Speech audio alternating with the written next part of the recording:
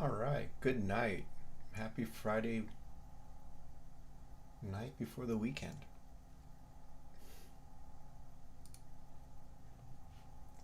All right, what am I going to do? I kind of jumped ahead a bit and connected everything during the day today. All the steppers are plugged in, the XY motors are plugged in.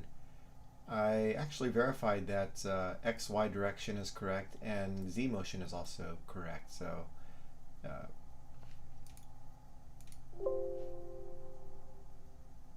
crap. What is this? I gotta show the chat again. View. Docs. All right. Turn the volume down.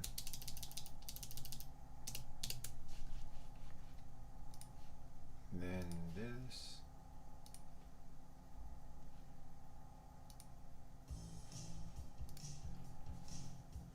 Okay, so what am I doing next? I'm probably gonna wire up the AC. So connect up the mains inlet, route it through, ground it to one of the DIN rails, run it over to both the power supplies, the 5 volt and the 24 volt. Maybe connect up the SSR. See what else needs to be done. Looking at electronics. Pretty much everything in the wiring harness is already connected up. So heater, probe, both the fans, e-motor, thermistors, chamber thermistors, all of those are connected and working okay. The LCD screen is also connected and working okay. One thing I learned about the LCD though is that at least on mine, the connectors are backwards for EXP1 and 2, and in order to make it work correctly, I actually had to cut off the rejection tabs on the IDC connectors, on the ribbon cable connectors. They needed to be cut off so I could flip it around. What else needs working on? So I think I'm just thinking about how do I want to run the mains inlet in. Double check which side is the switch side, which side is the power, is the light up side, and which side is the output.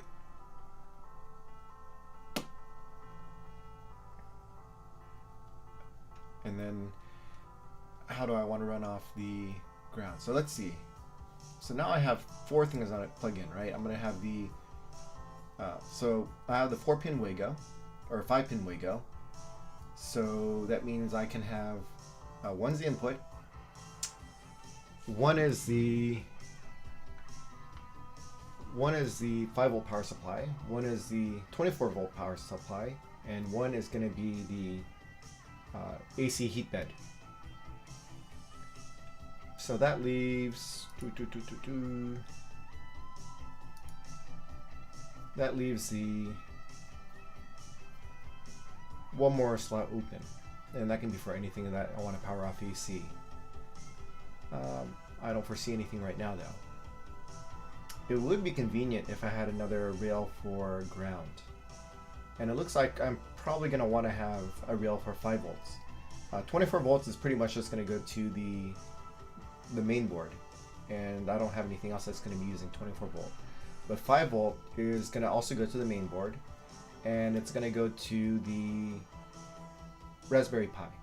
I plan on putting the Pi in here because my main board is Wi-Fi only, and my office works best with Ethernet. So the Raspberry Pi is going to perform duties of doing the bridge from Wi-Fi to Ethernet. And then, yeah, I'm not sure how I want to handle the ground. Yeah, I might just, one pin's gonna, like, directly from the mains inlet to the DIN rail. The DIN rail is going to connect to each of the power supplies for the ground. And then going to have one more to bridge from DIN rail to DIN rail to ground the other DIN rail. Although I should only need to have to ground one of the DIN rails, because what's going to happen is the conduction is going to go through the extrusion, because the T-nuts that go into the extrusion kind of scratch up the anodize a little bit, so they are able to conduct, and it's going to send it's going to conduct all the way down to the end of the extrusion where the other DIN rail plugs in. So there should be conductance between the two.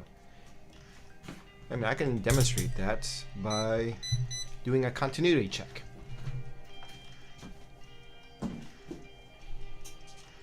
These should have continuity, and they do. And that effectively means that I think this should also have continuity, or it will once I tighten it down. It doesn't yet, but like you can see, all the other screws do. So that means my frame is, no, this part isn't. Yeah. So the gantry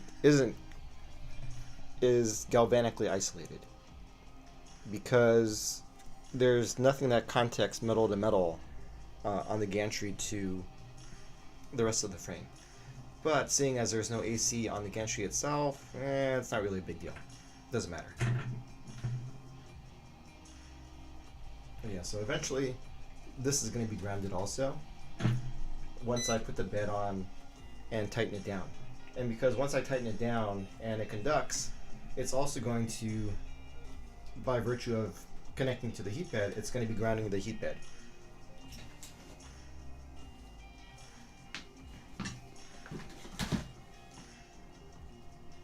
Alright, so plan's kind of working, it's kind of formulating. I think I'm going to start with wiring up the mains inlet.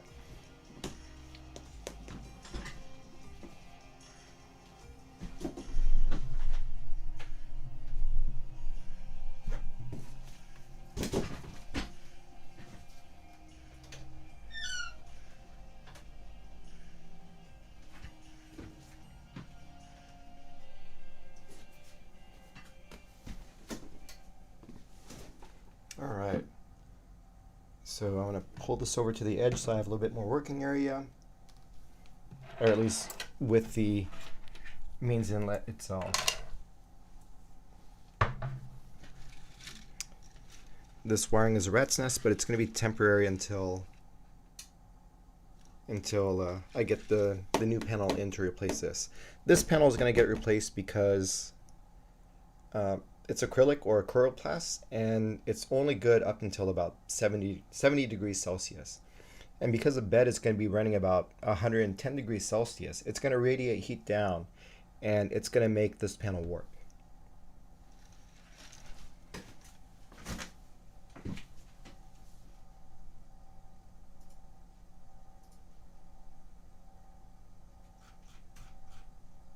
Let's go next.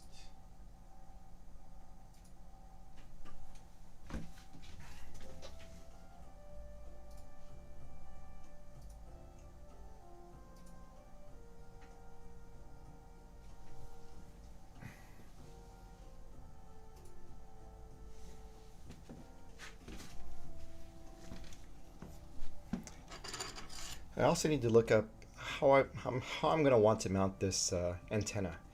The Wi-Fi works very poorly on the Big Dipper unless the antenna is attached. I mean, maybe it's going to be better if the Raspberry Pi is like immediately adjacent to it, and that might make it better, but across a distance of about 10 feet or so, there's pretty much no signal if the antenna is not connected.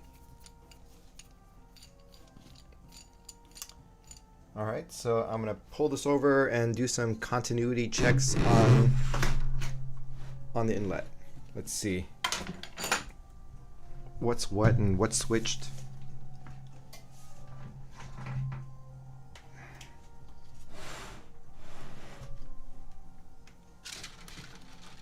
So should be off right now. Or that's on.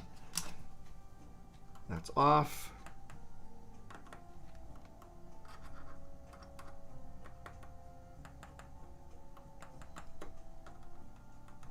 Huh, that's interesting.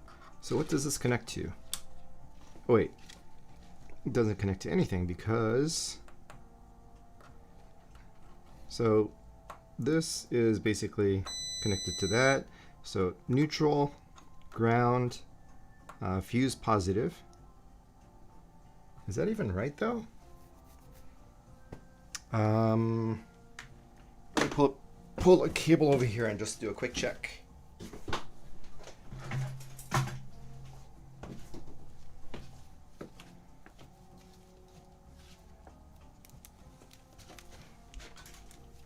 So it should be ground, neutral, live. Yeah, this says it's live. And I can just double check by doing the contact list check. Let's see. How do I do it on this one? This one. Oh, NCV.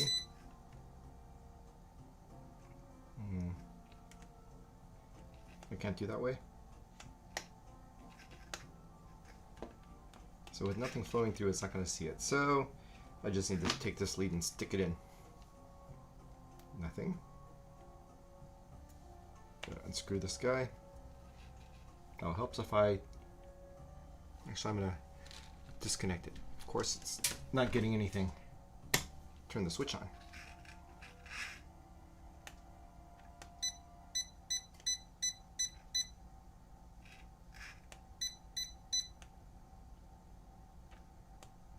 It's interesting. Why does it say that?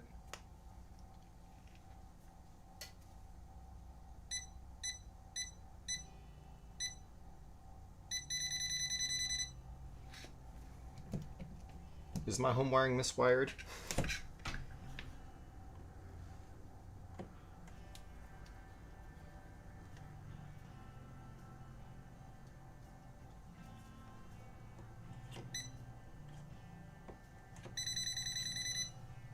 Or would help if I plugged it in maybe? Let's try it again.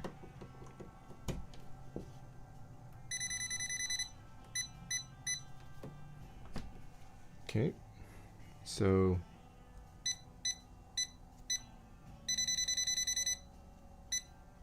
I am very confused.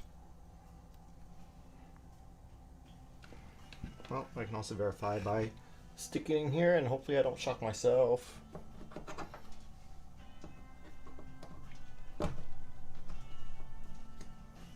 Oh, the switch isn't lighted.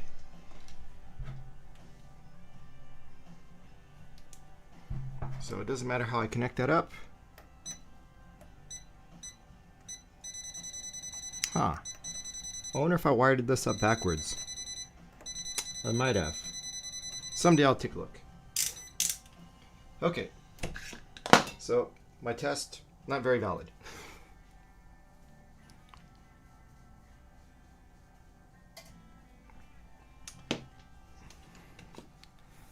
But I can start connecting this up. I'm going to get some wires and start doing some crimping. And so again, the idea is run a ground up to here. So where the mounting screw is, put in a ground connection there. And then run from there 2 more grounds.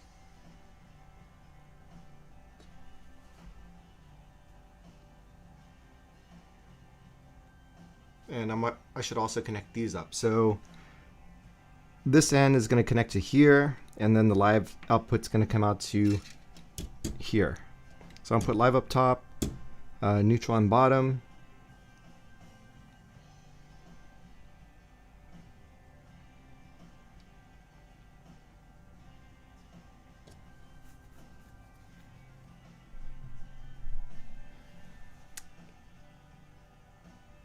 And yeah, that's probably going to be how it goes. So time to get some wires.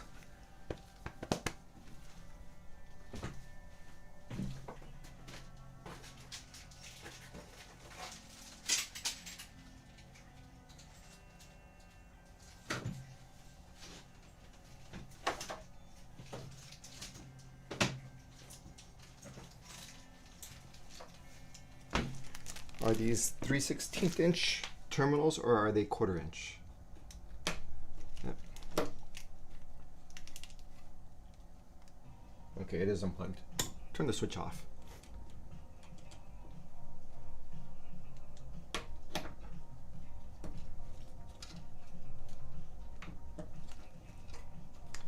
that's interesting.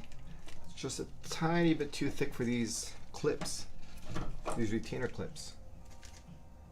That is no good, huh? I think I might have to sand this down a little bit or something to make sure it's a little safer from getting pulled out. I mean, it's slightly retained, but it's not fully retained in here. Oh, that's annoying. More safety stuffs to get fixed. Okay, so these are 3/16 inch. These are not the ones I want. I want the 1/4 inchers.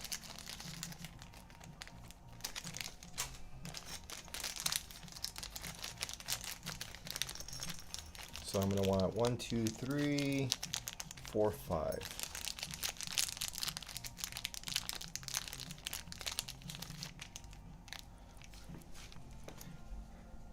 So one's going to go on ground.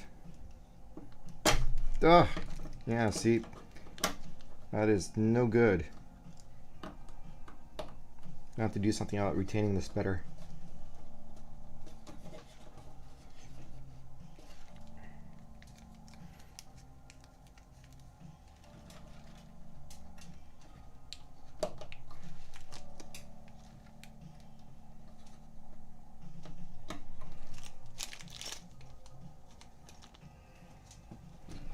So this one to here is just a short, actually this one's just 3/16 I think, so I can get a smaller one for this.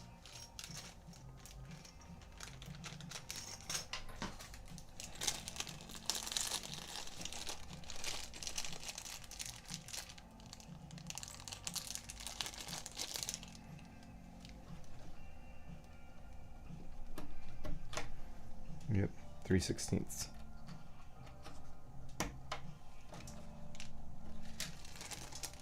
I think I'm going to share the stream real quick. I'll be right back.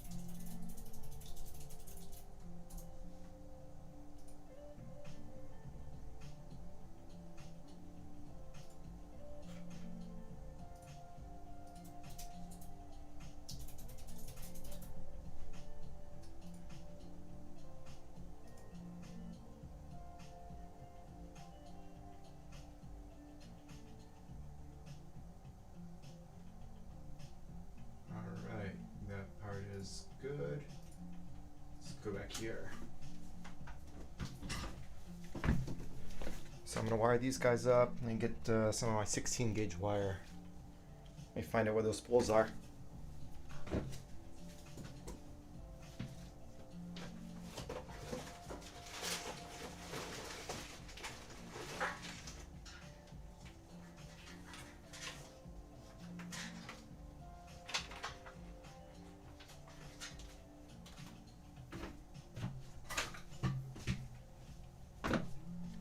And I wish I had more thick wire for the ground. Let me see if I have any more green. I want to use green for ground.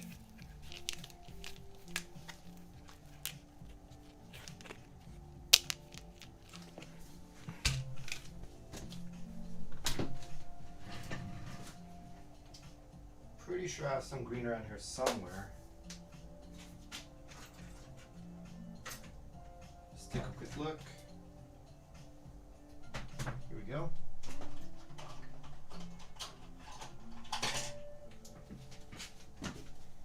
I think think I'd recovered this from somewhere else. So I think this should be enough for, yeah, this is way more than enough. Plenty, plenty.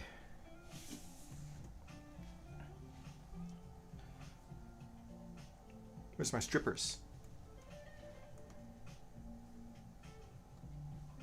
Here we go, strippers. Disconnected, power off. I'll unplug the cable.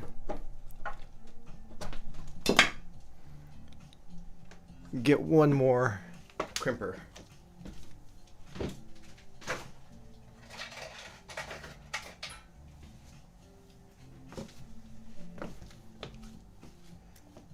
All right.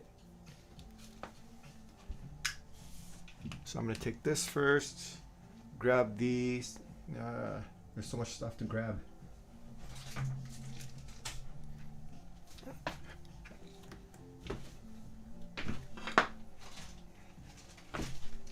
Grab these fork spades.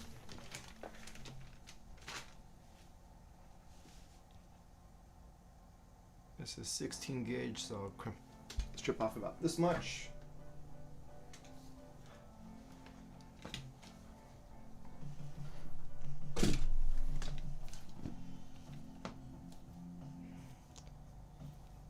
So since this is all going to be like in this electronics panel, I'm not going to bother with heat shrinking the connectors after I crimp them. I could. Maybe. Maybe, just maybe.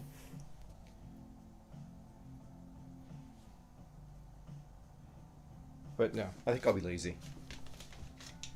These are going to see no mechanical stress. Red to red, insulated. And smash away.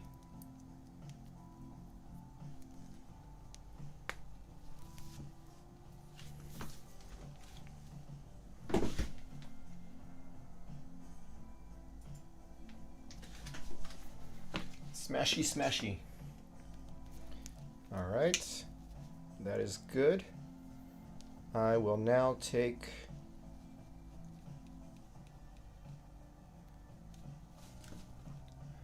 this end, plug it back in, take off the power supply here. I'm going to take a fork connector.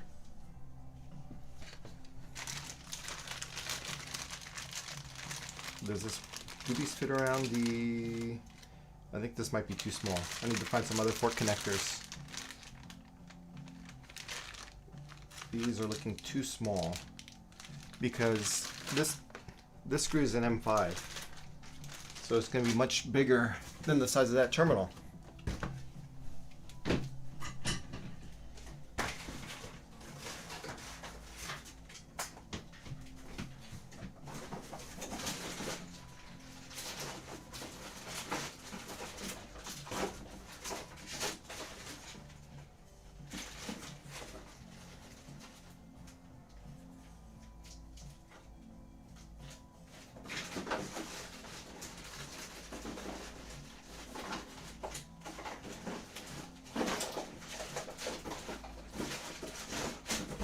This box.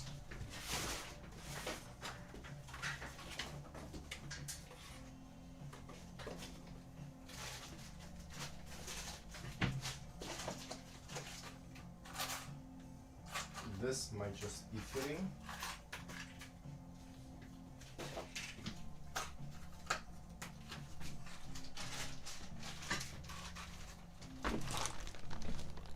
So let me do a test fit to see if it fits on any of the M5s. I should have some M5s in here.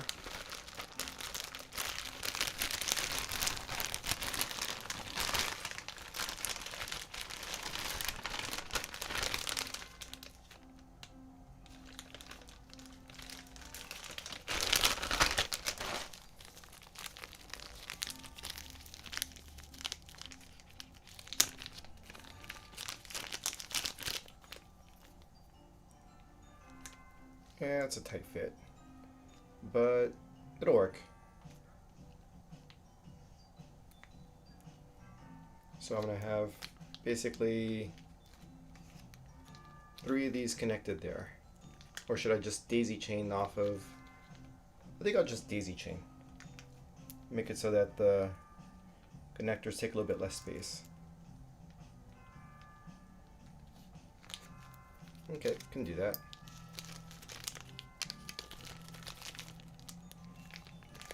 Hey Jace, how's it going? Happy Friday. Just getting the wiring together. I actually cheated a little bit and I spent a little bit of time earlier today just connecting everything up and doing very basic commissioning tests already. So I plugged in all the 7 steppers. I plugged in the whole wiring harness. I plugged in, I only tested like with a small 2 amp 24 volt power brick, and so far all the motors are working okay. Everything goes in the right direction, and even the heater, the hot end heater, heats up okay. And also LCD works. One thing I found out about the LCD was that for some reason, I don't know if it's because Facetzi and Big BTT, whatever, are different, but the display had the EXP1 and EXP2 connectors flipped upside down. So I don't know if it's like the fault of the ribbon or if it's the fault of the screen, but I snipped off the rejection tabs on these cables. So I snipped off the rejection tab so I could flip it over, and so now the screen also works as well. So pretty good progress there. Oh, can you see the screen if I turn it on? Let me turn it on and I can show the screen.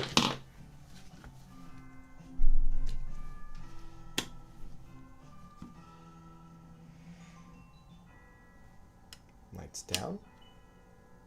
And we can see that the screen is working. I can't really see it on there, but yeah, you can navigate around and everything. Set temperatures, so that's all working pretty well. And turn it back off. Disconnect. But yeah, that's working well. I'm now starting to wire from the mains inlet.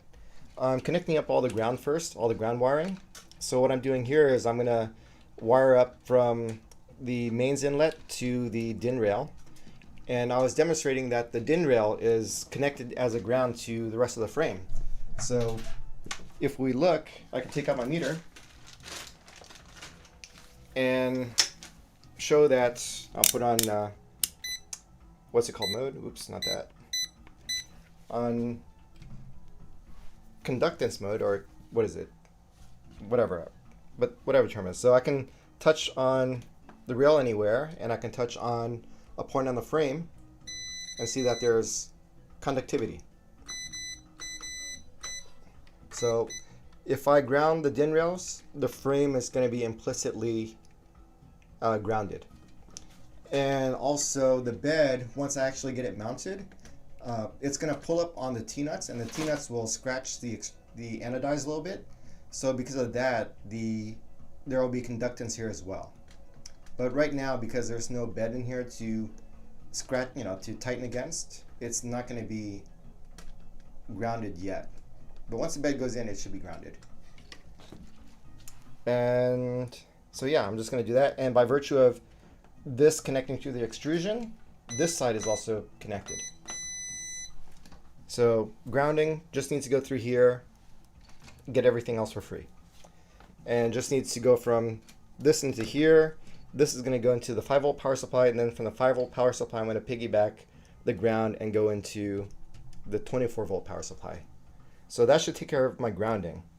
And I was saying that for power wise, this filtered outlet, so this is going to jump into this. This is neutral, this is live. Live is going to go into one of these, neutral is going to go into one of these. And then so that leaves 4 slots left open. 1 slot goes to the 5 volt, 1 slot goes to the 24 volt, and 1 slot goes to the solid state relay. Yeah, I'll double check if the bed is grounded once the bed gets installed. Hopefully we'll try to get to that tonight. So yeah, this 5-pin Wago will have one slot left over for anything I might want to connect by AC. And I was also thinking that I might want to connect the 5-volt power supply up to a rail, like a Wago distribution block as well, because I might want to power up a Raspberry Pi separately to perform as my Wi-Fi and Ethernet bridge. So what's going to happen is the 5-volt power supply will supply the Raspberry Pi, and it will also supply the motherboard. So basically I only need 3 pins there on the distribution block, but I might just throw in a 5-pin just because. And 24 volt, pretty much I don't think I need a distribution block because it's just going to go straight into the main board here. So yeah, that's it. I'm just going to do the wiring now. Let's cut and crimp, cut and crimp. That snip, snip this guy. So just gonna run this up here. Yeah, and excuse the messy wiring because it's all gonna come off really soon anyway. So it's gonna do roughly about here. And snip. Strip. Not this one, that's not a stripper.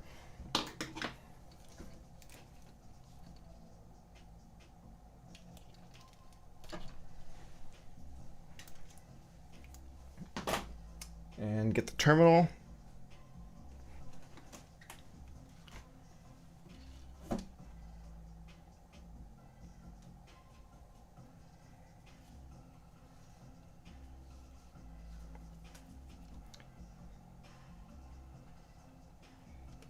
Worst case, if the bed doesn't show as grounded once it gets put in, I can go through and basically scrape up some of the anodize so that it gets better contact in there.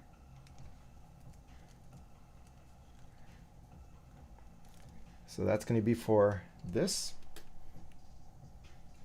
Goes right in. I can't see. Let me turn.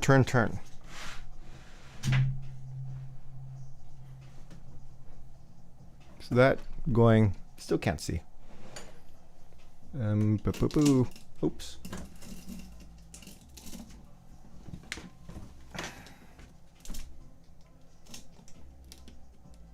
All right, let's see if I can adjust and get a better angle on this.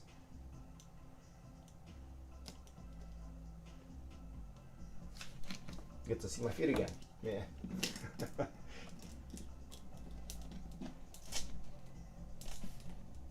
Stay. Get my feet slightly out of frame.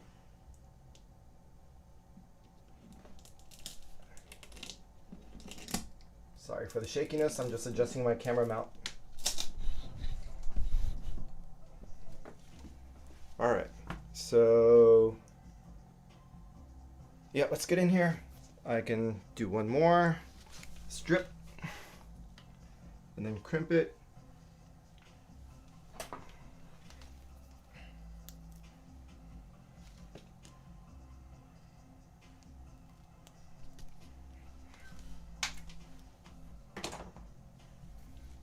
Go to the terminal.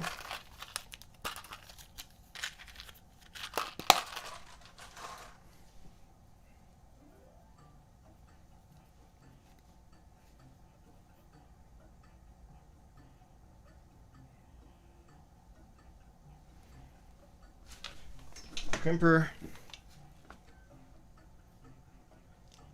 So are you starting to do your assembly yet, Jace? Did you clear out a workspace for it yet?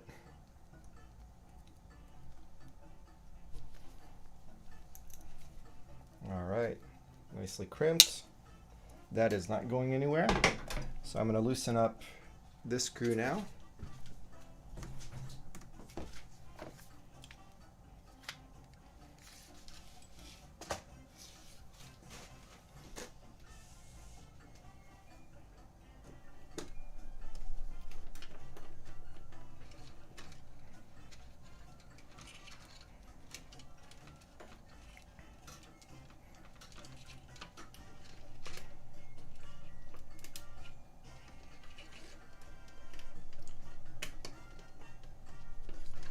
Shove this one in. Make a little bit more room.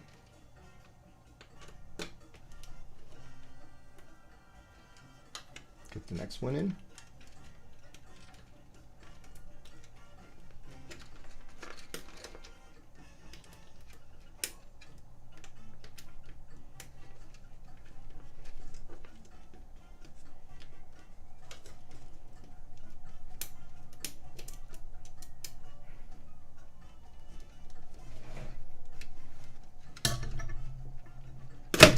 Ugh. These connectors are a little bit small for the size of the screw. So I need to kind of force it in there to get it to feed in. Okay, now it's big enough.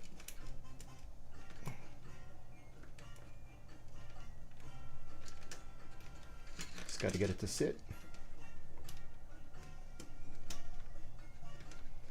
Loosen up the screw a little bit more.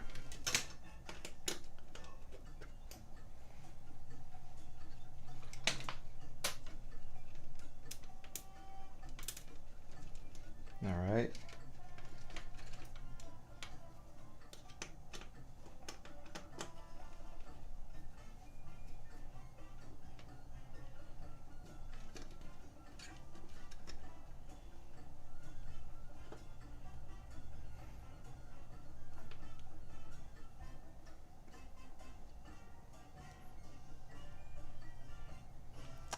Very cool. Got the frame put together, very nice. Everything's all square, I hope. And of course, quick check. Should still be yep.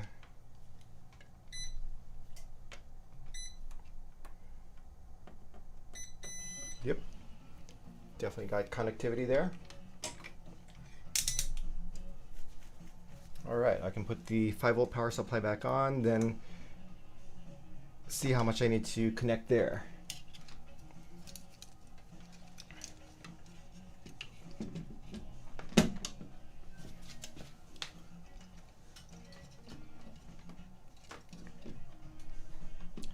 See which pin is 5-volt is ground here. It's going to be the middle one in the middle.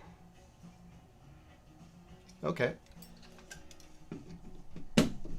And the other main reason I want to have the 5-volt power supply is I'm going to be using it to use a relay. So the 5-volt power supply is going to be always on. So it's going to feed the motherboard and it's going to feed the Raspberry Pi. And also I'm going to have a relay module that I can use to turn the printer on and off. So the 5-volt power supply will switch the relay off and switch it on. And so the 5-volt relay will have a switched output to this block. I might actually have one more block that is switched for switched AC. So that way I can switch the power supply and the heat bed. So when the relay is off, the heater bed's not going to get any power either. So that's the reason why I'm having the 5-volt power supply in here. It's like pretty multi-purpose.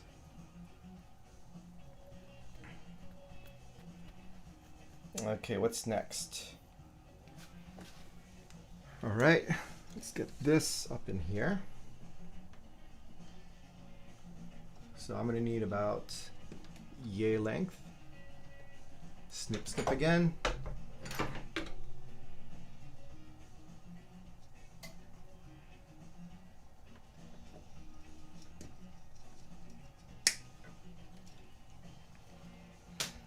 Then strip.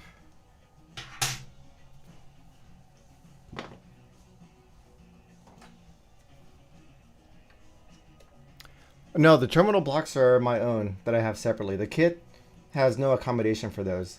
I think the kit pretty much is assuming you're gonna, just wire everything straight off of this one power switch and into the power supplies, and jump them directly into the SSR as well. So the kit doesn't include terminal blocks; those are my own.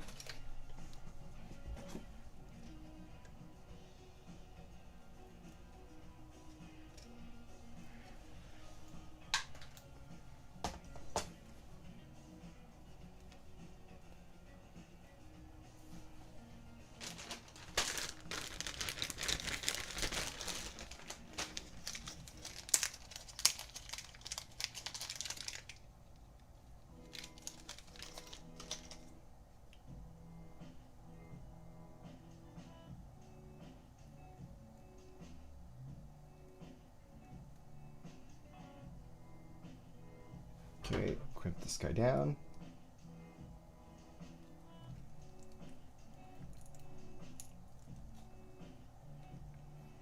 All right, very positive. That's not going anywhere. So I'm just gonna come in from underneath to get this connected. Pretty sure I have enough clearance to get that in there. Yeah, that should fit. Take this protective cover off. Just gonna throw it in the box. And then I'm gonna do one more cable. And that's gonna connect from the 5-volt power supply over to the ground on the 24-volt power supply.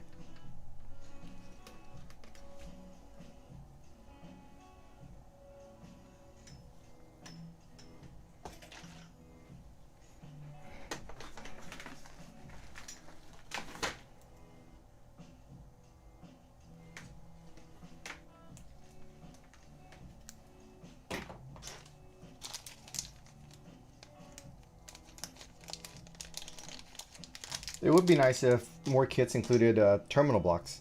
I don't think the LDO kit does any kind of terminal blocks, does it? I know they include cable channels though, so that's pretty nice.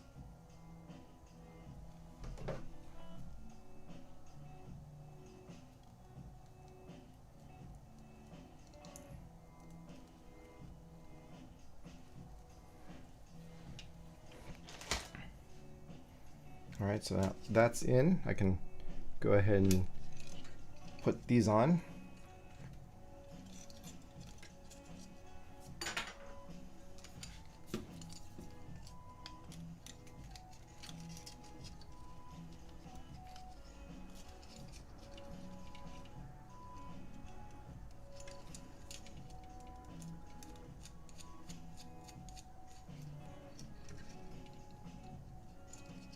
So one down here and one through the top.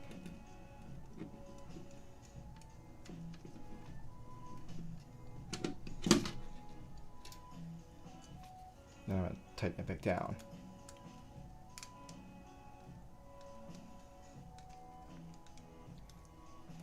Yeah, having cable channels would be really nice to make this mess of wire neater, because yeah, it's pretty nasty down here.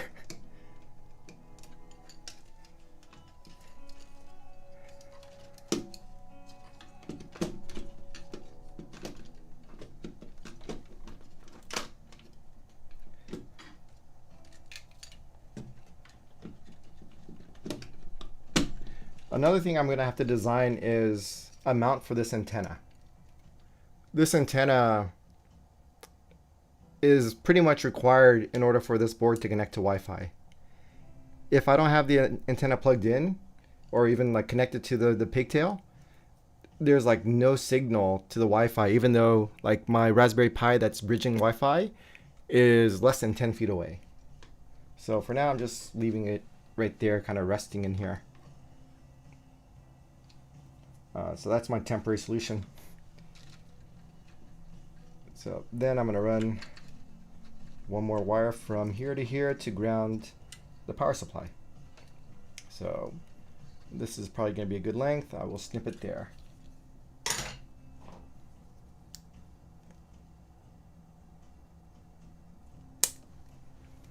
And that should take care of my grounding.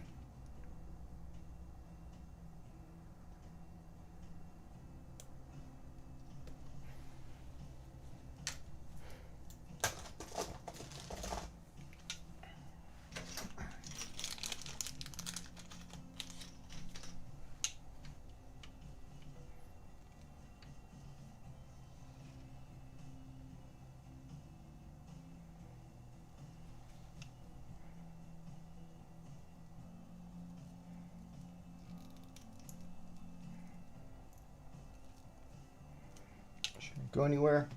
Let's plug the ground in first of all.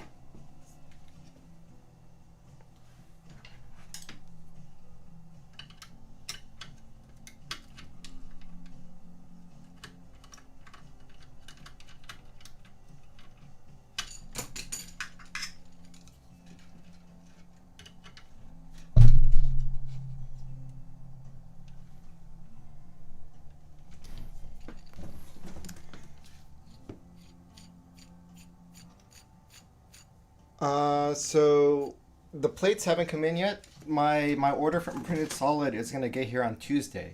So when Tuesday rolls around, this all comes off, all of it, and I'm pretty sure I can't drop the panel at the bottom anymore because the stepper motors are gonna get in the way. So I'm just gonna take out the screws from the top and lift it all out, and then take the panel out, swap the panel, and put the rails back on.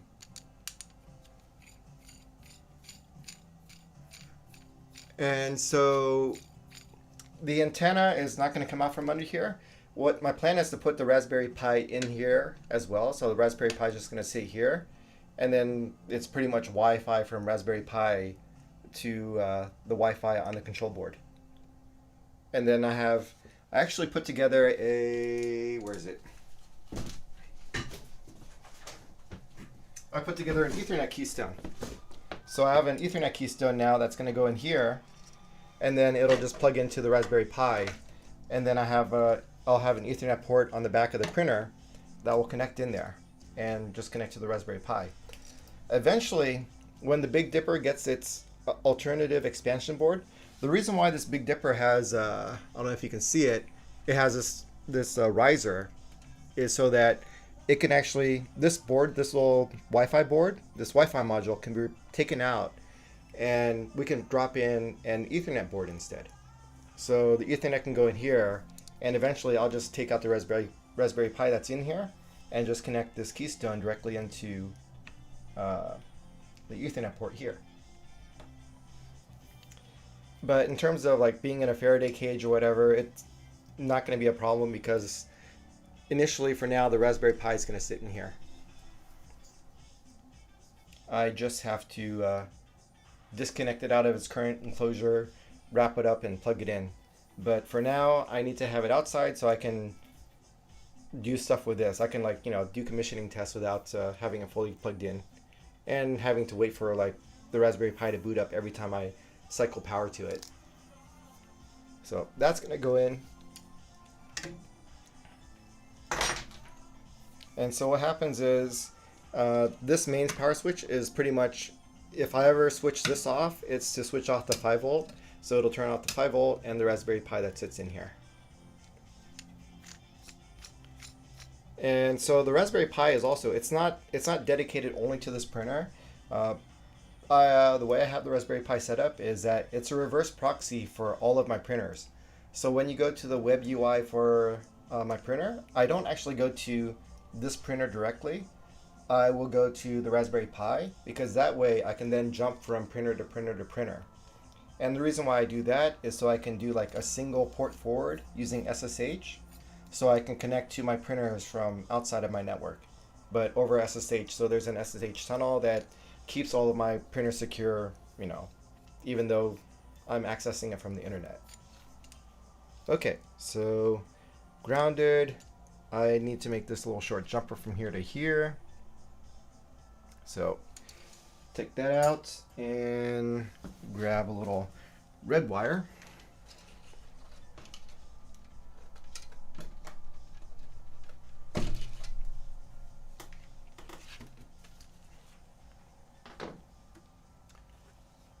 Where did I put the stripper now?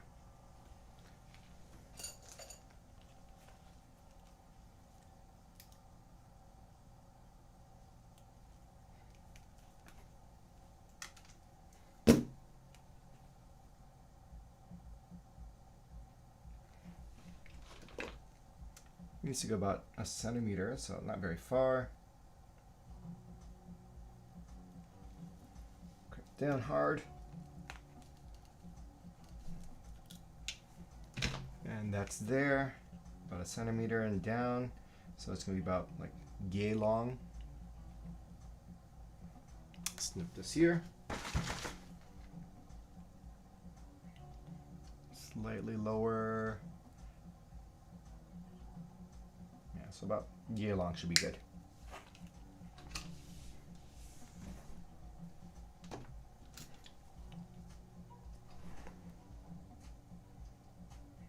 And strip off a bit. Pull this one out.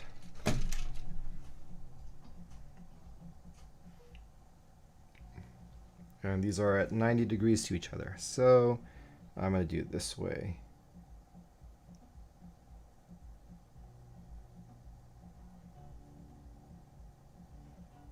I don't think I stripped off enough. A little bit more.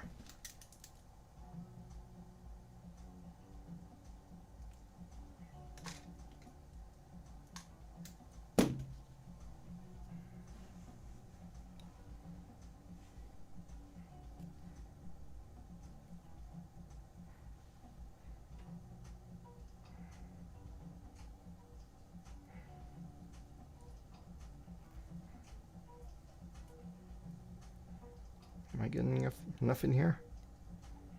Should be. Okay, there it goes. So this way, that way, yep. All right, crimp time. Smash, smash.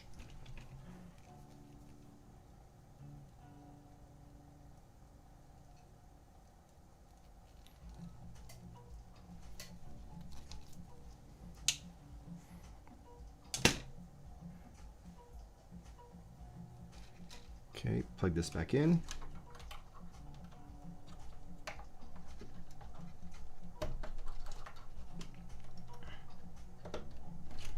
All right, so I have the live wire to go, then I have the neutral wire.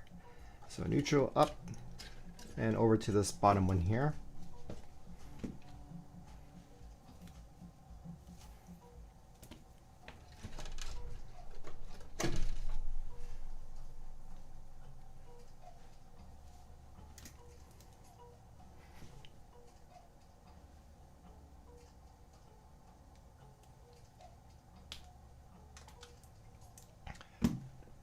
Yeah, but for getting terminal blocks, getting these Wagos or any kind of Wagos are actually really good. It's pretty convenient, and you can print out mounting blocks for the DIN rail like this. So yeah, I'm just a big fan of using the Wagos, especially since it's kind of practical around the house also for all sorts of, you know, electrical wiring projects. If you have to rewire a box or anything like that, it's a bit more convenient than using wire nuts.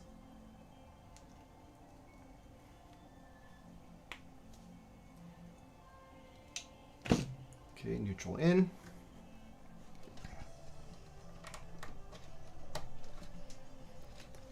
I'm going to run that over to here.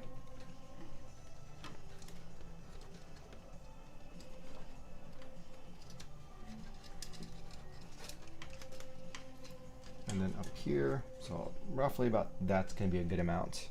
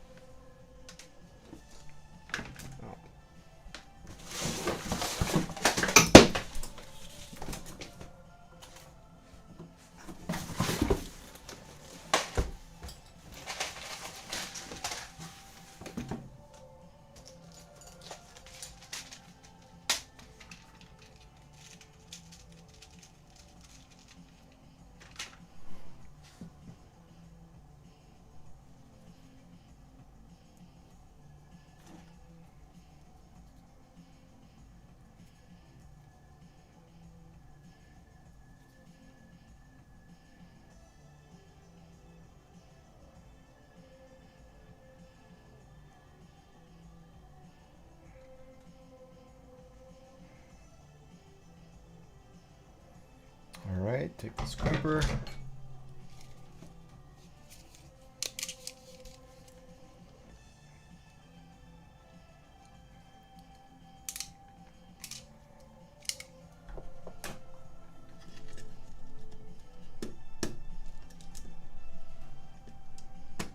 Just open this up.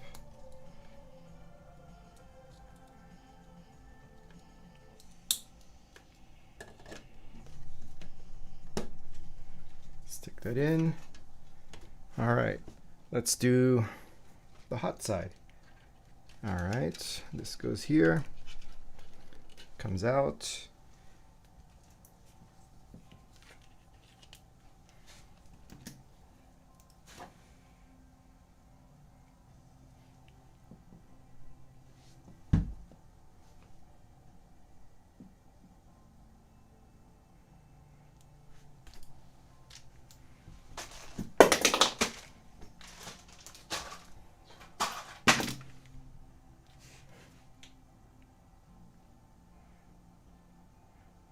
The kit actually came with wires, but it's thinner wire.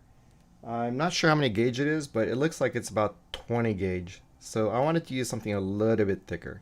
It's not necessary because, I mean, the heat bed is only like 600 watts and like 750 at the most if I were to upgrade it. I'm not going to upgrade it, but if I were to use like a different one, it would be like 750 watts at most. And altogether, that's like not so many amps. Like less than 10 amps, right?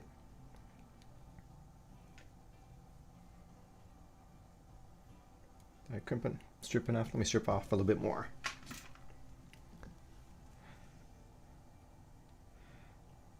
And so like the wire they gave is adequate, but I just like being a little bit beefier.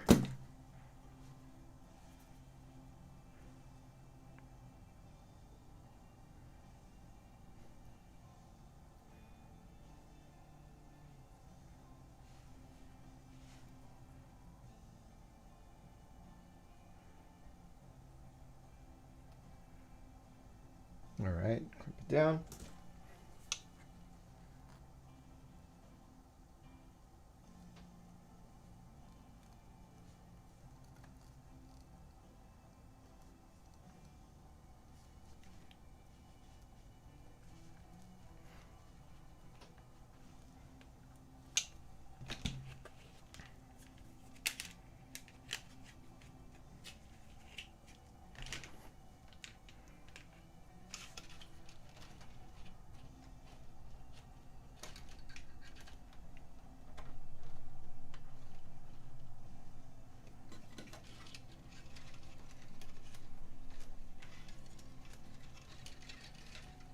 So basically do the same thing.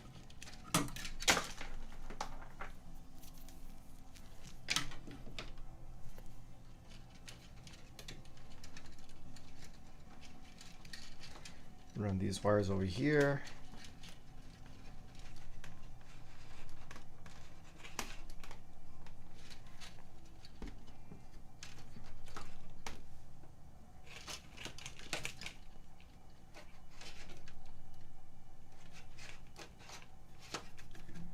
And pretty much up to here is good.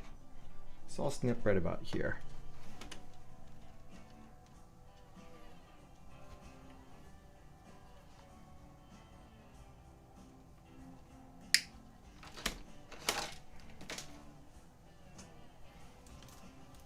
Strip a fair amount off.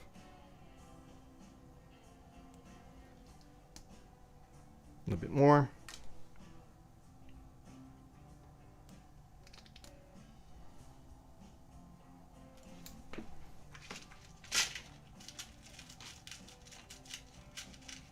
Got the ferrule.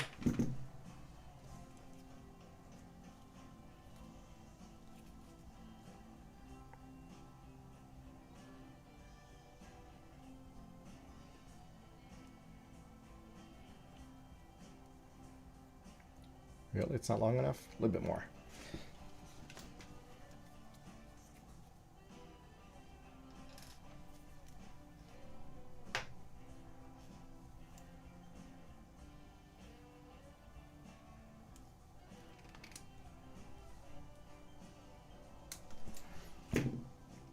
All right.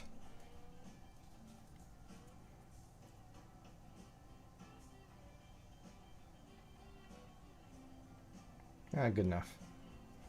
Crimp, crimp.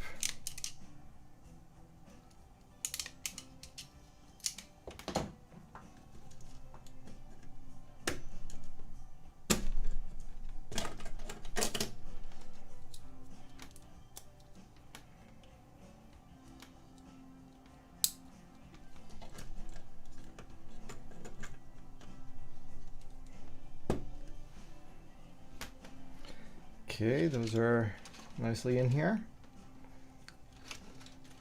Next up, I'm going to want to do what? Oh, okay, that was the in-stop switch. So now I'm going to power up the two power supplies. I'm going to want one for, let's see. So this goes through here and then from here into the heat bed. Bed out is going to go from here over to the input. Yeah, this is where the wiring gets a little bit messy. And then so I'll wire up the power to these guys first. Then I'll do a quick check to make sure that the power supplies are working.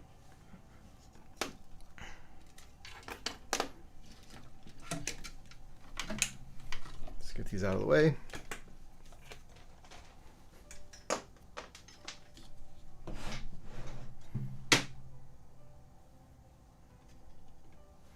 All right, now wire up the 5-volt power supply first.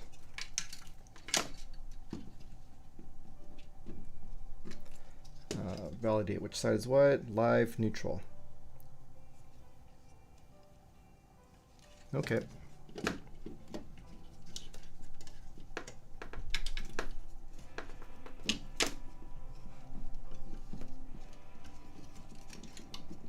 Oh, it's already on. It's not very good. It's not a very good grip. Oh well. Put that there. So live and neutral. Live and neutral.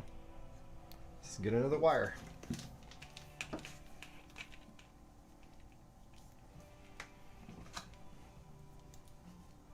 Strip off a bit for the ferrule.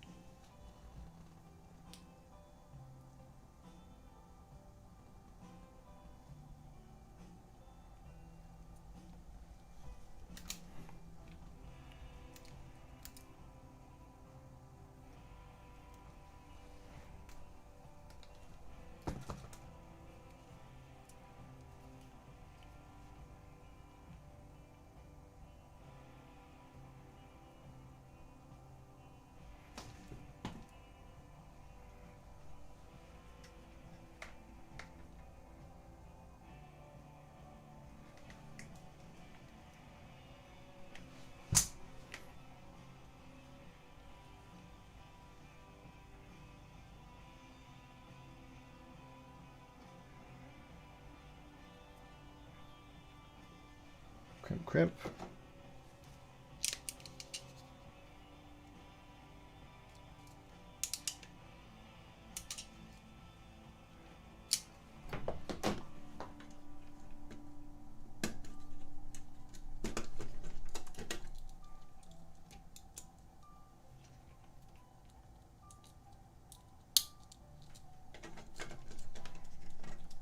Do the white one also.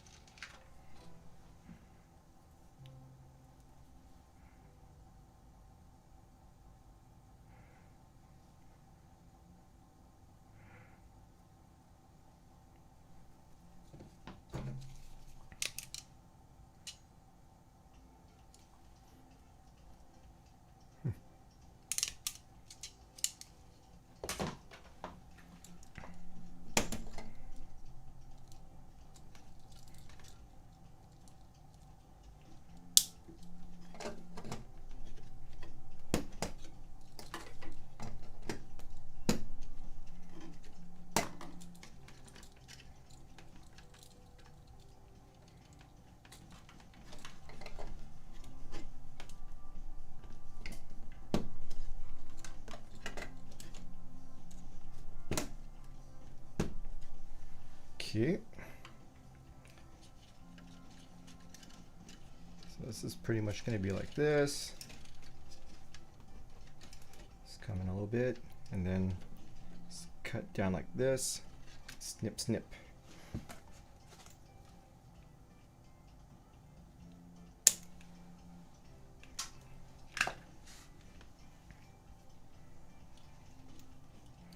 And this will be about the same length, so I'll just cut it to the same length. Or rather, you know, this. Okay, so snip here.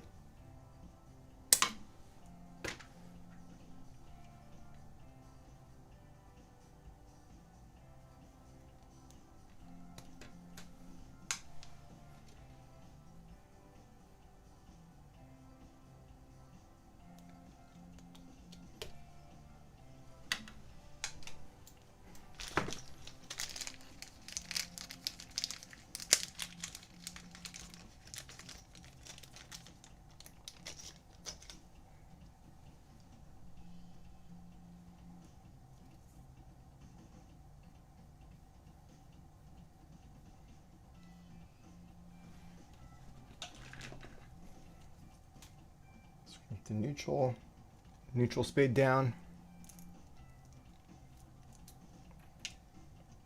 then the hot spade,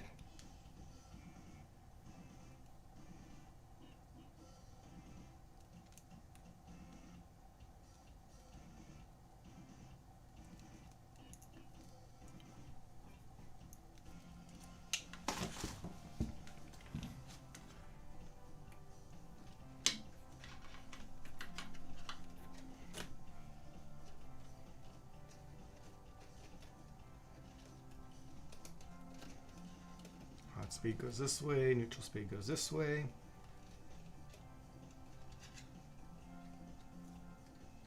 Grab my screwdriver. I gotta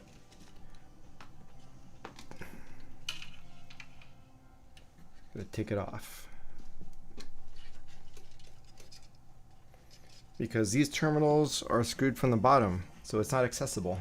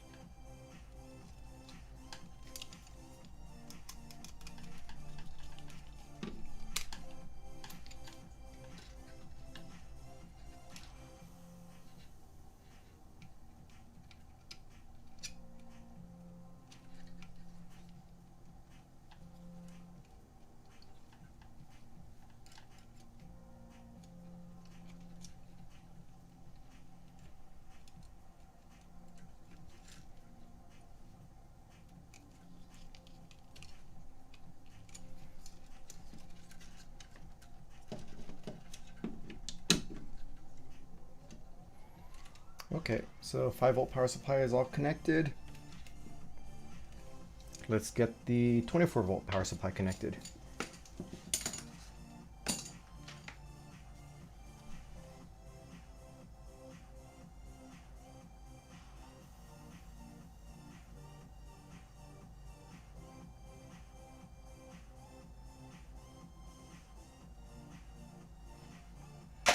And after I get 24-volt and 5-volt connected, I'm going to do a test of voltage output to make sure that the power supplies are functioning correctly.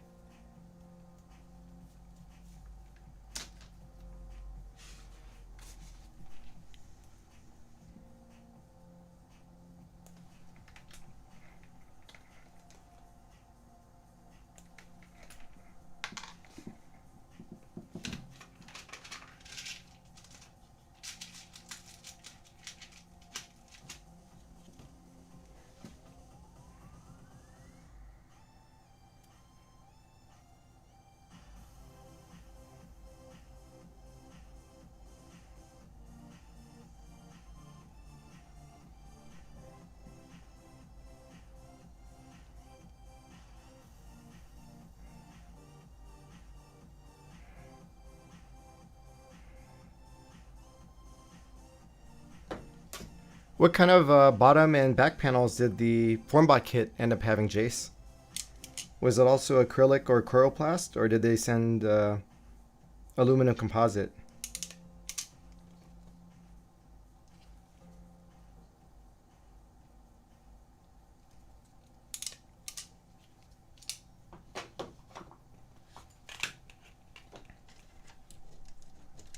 these out. Let's get white in here.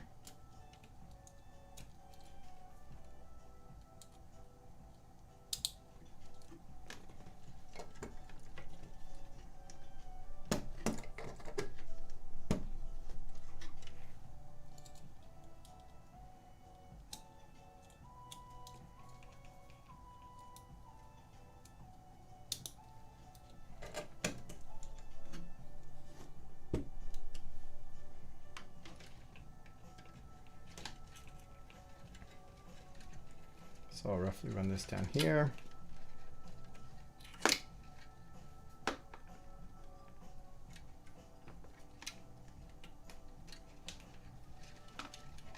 It's going to come up, up to live, and then snip here.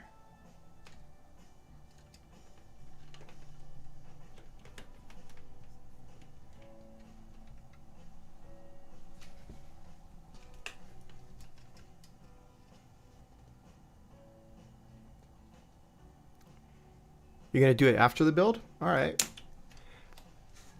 If I would have thought about the acrylic earlier, I would have ordered it first so that it, you know, I wouldn't have to go back and redo it.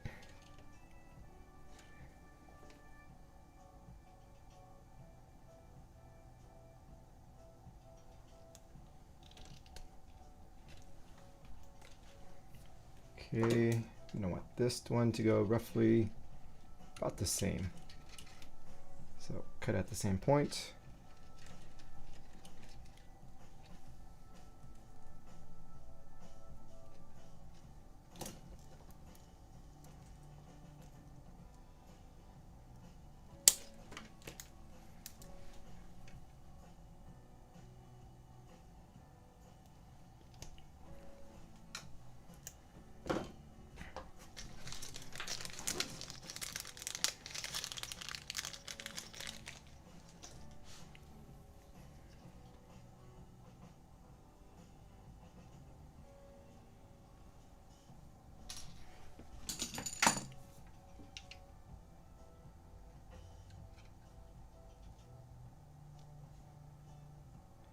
Yeah, that can be a good strategy.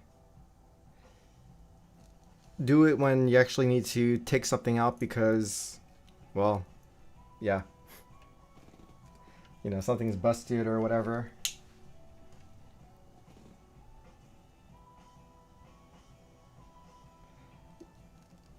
Me, I like being kind of semi-lazy and kind of doing it while I just, you know it's going to be a problem for sure, so I kind of want to get to it like as soon as I can so that, you know, I don't have to go through the downtime later on.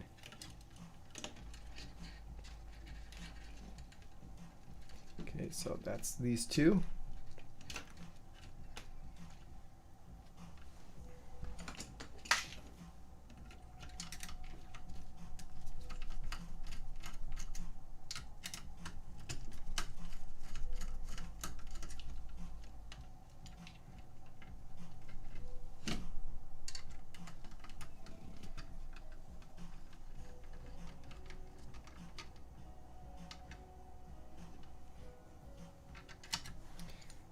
Yeah, pretty much. I'm the same way. I don't want to like snowball the scope of the project either. So my changes are really pretty minimal. I don't think have I changed anything in the kit at all? I don't think so. Other than the panels that are coming out to be like really obviously going to be a problem. I don't think I supplied anything myself except for that terminal there that you see. And I don't remember. Was there anything else? Oh, in my case, it was kind of easy because I was able to have blue rolls take out the parts I didn't want. Okay, let's try plugging it in now and seeing if stuff doesn't blow up while I plug it in. So I'm gonna plug it down here.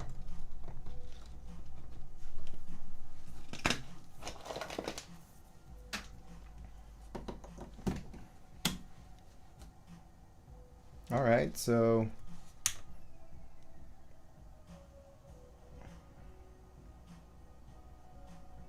There should be no power on this now, right? You just pull out the meter.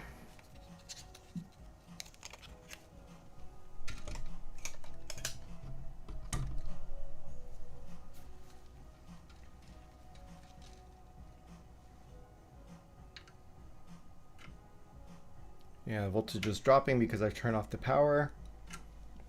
This one similarly should be,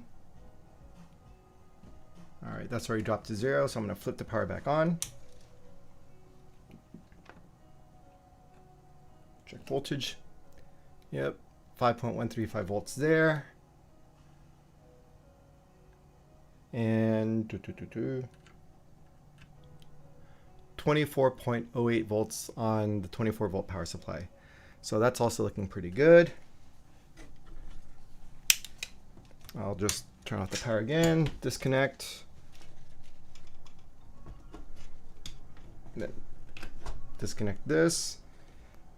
And now start working on getting the motherboard powered up. Oh, and also while I'm here, I think I'm going to connect in the SSR here. So just a short loop into the terminal here. So here, down to there, and straight into that.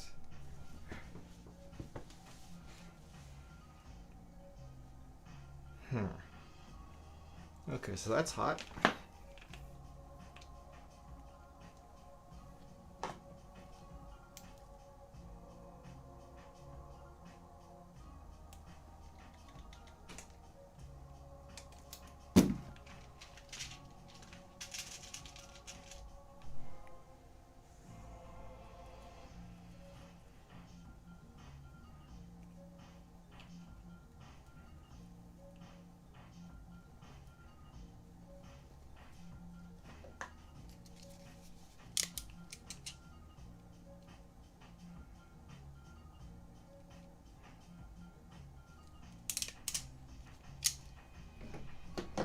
Okay, so this is for power in. Where's my screwdriver? I need to undo this so I can take it out. Well, do the other one first.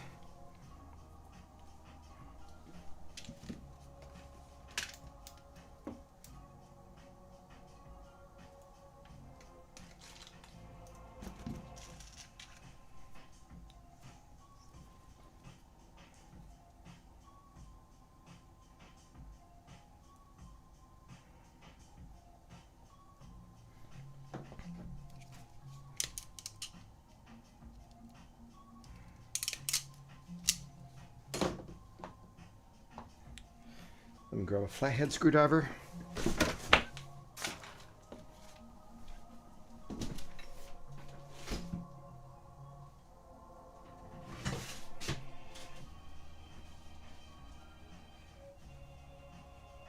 only I knew where I put it.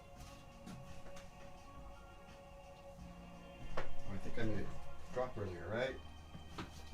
Oh, there it is.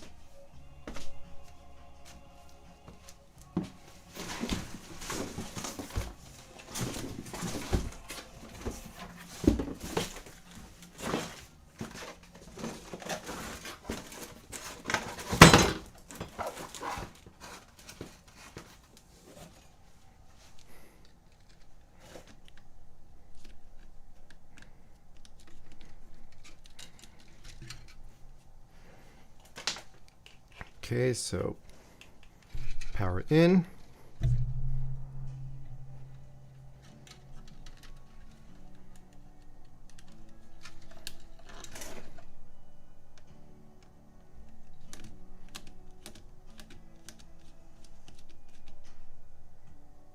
Ah, crap.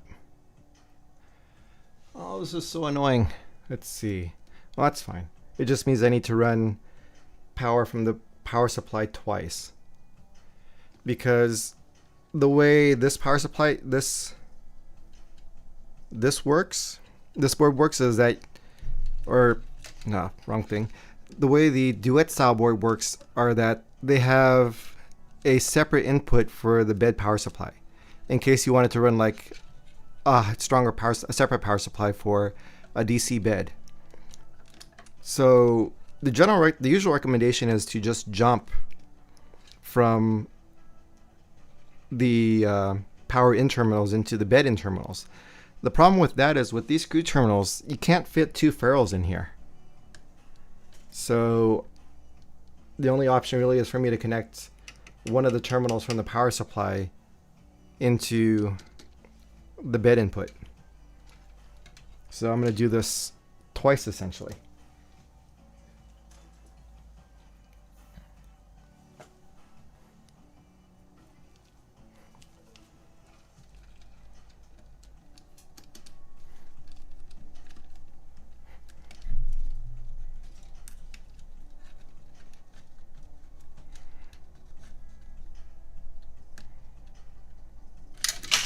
Oops. Ah, made a mess. I have to clean that up later.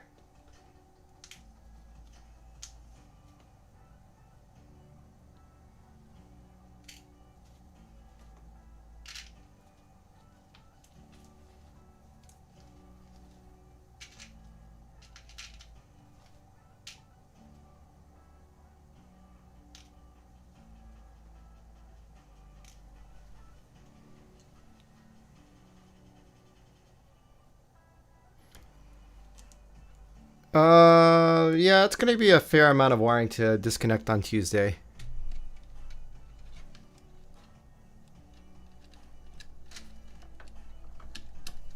But at least all this is crimped and put together, so it should be a pretty quick operation, I think.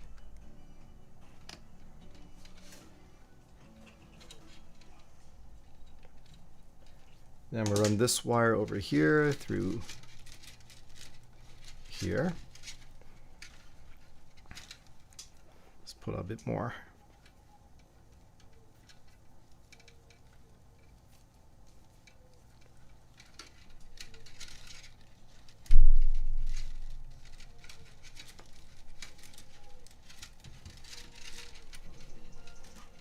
Come through here. It's going to come down. And then I'll do, let's see, 1, 2, 3 terminals. So this one is going to be one of them.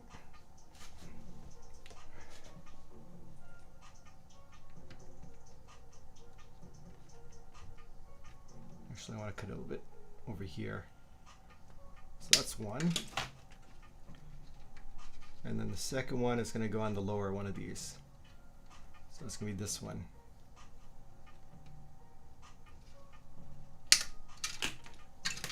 And then I'll cut another wire basically to the same exact length. I should take it out.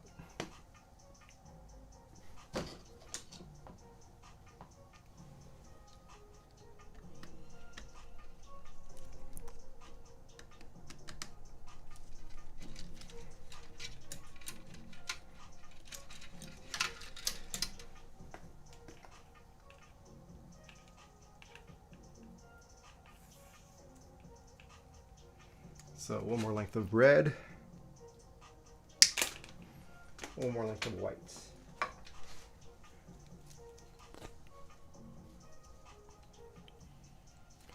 And yeah, it's going to be a lot to disconnect, but it's still, I think it's manageable. It's doable.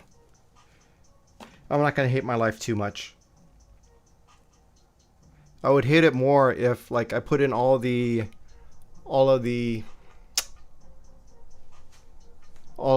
belt covers and put in like all the grommets and all the Z chains and everything. If I put all of those in first and then have to take all of this out to change out the bottom panel, that I would be really unhappy about doing.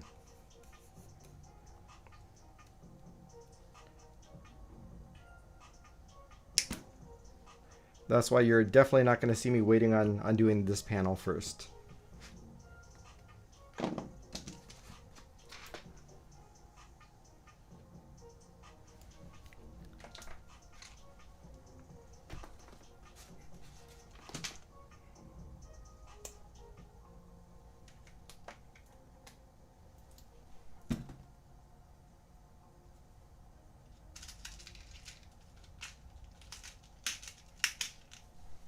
tweezers, yes.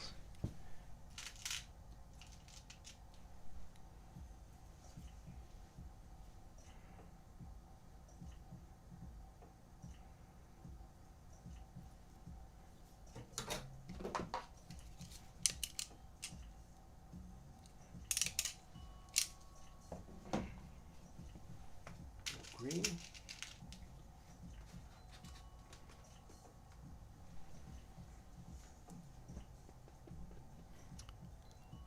Yeah, exactly. The DIN rails only mount to these two extrusions, and it's 2 screws each.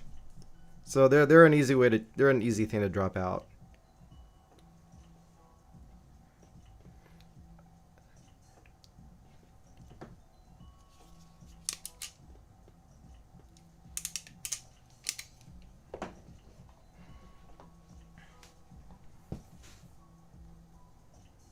Okay.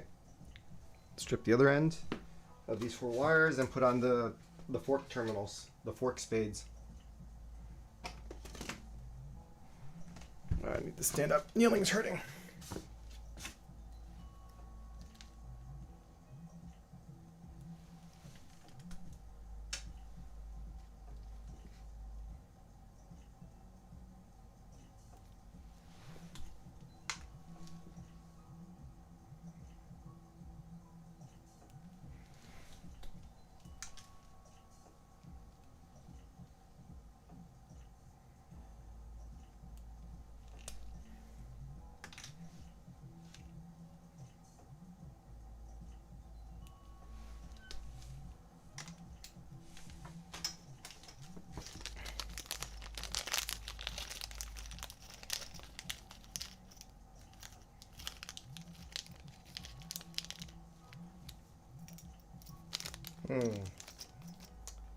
Running a little short on these spade terminals.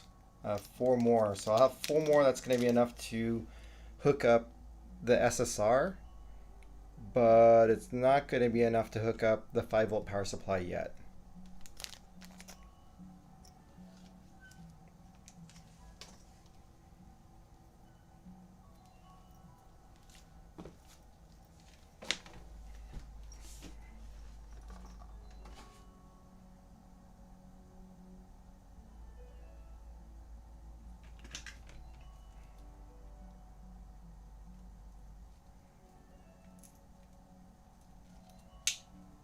One.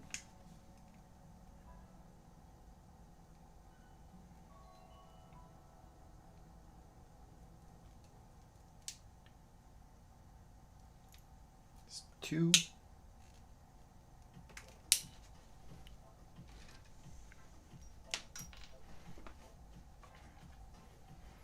Actually, I think I have more fork spades though. I'll have to look for them.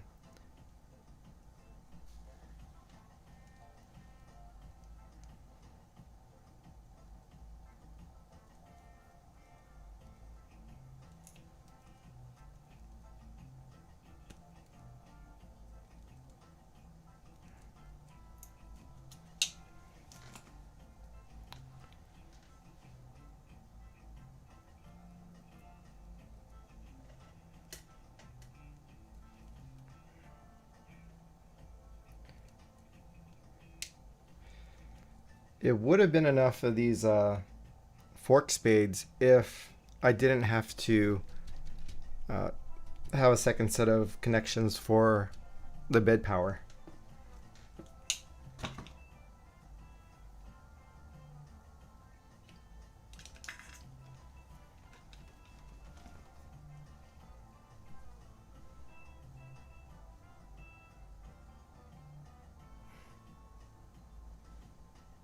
Screwdriver, oh screwdriver, where have you gone?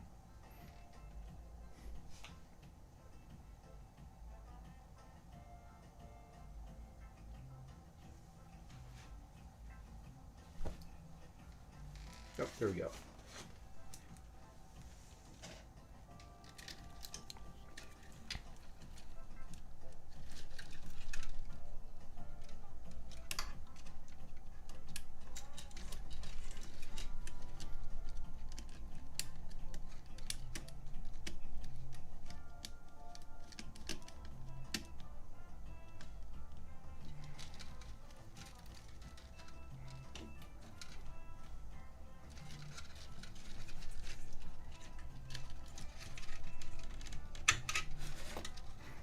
I should have moved it over earlier. Make a little more room.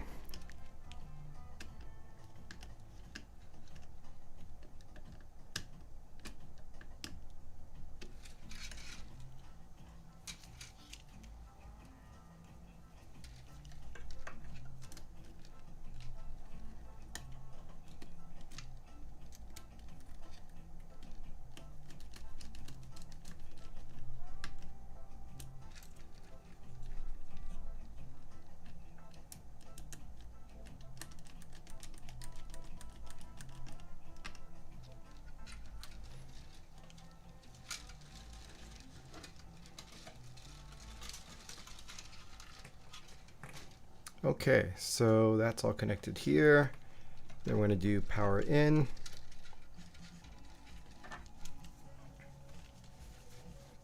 Let's run it through here a little bit neater. Come in through here. Come in and underneath.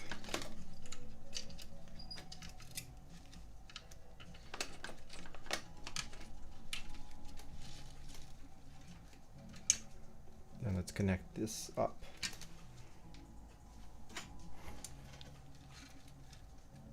One, two, three.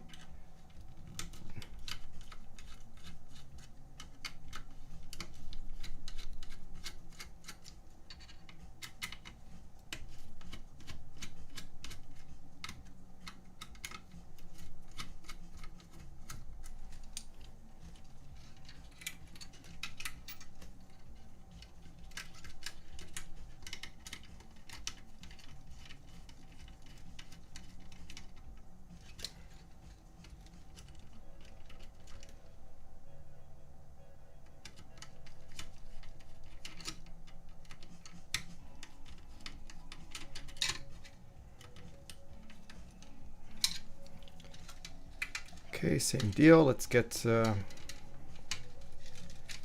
bedside in.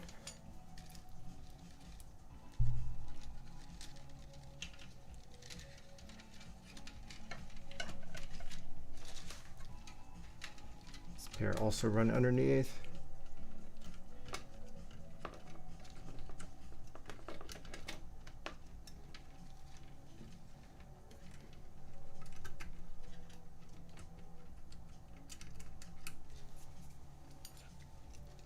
Tighten this guy down.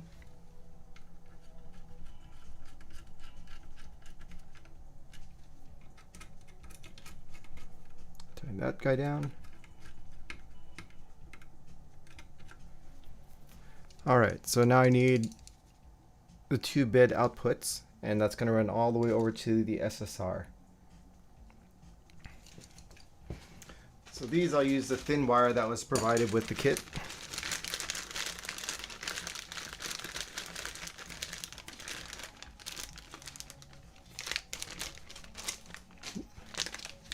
The kit included 4 meters of this. Looks like it's kind of like a PTFE kind of coated wire, or a Heluflan, or whatever it's called.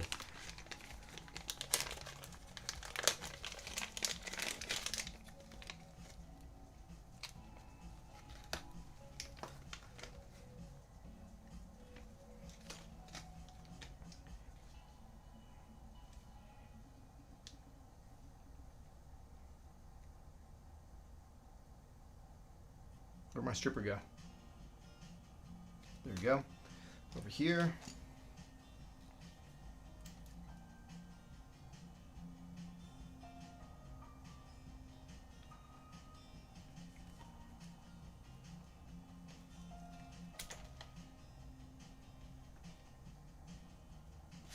Yeah, I think I cut off too much, so let's strip it again. I think it's more like a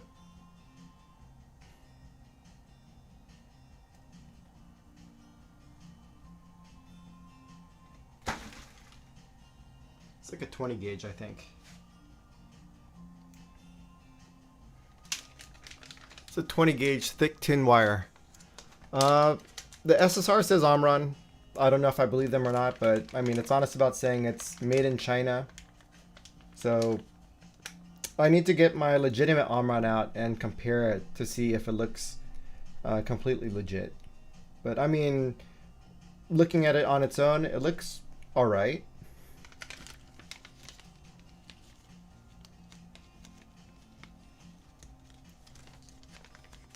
I mean, yeah, it's marked as Omron, but whether it's a fake or not, I have no idea.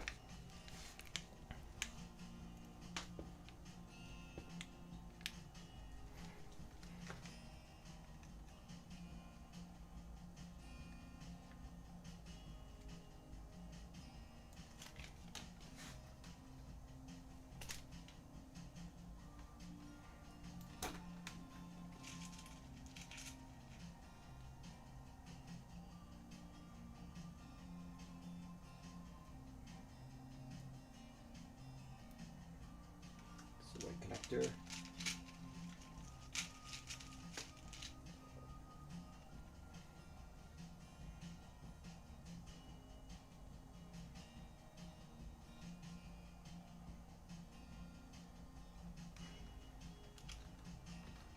Another white connector.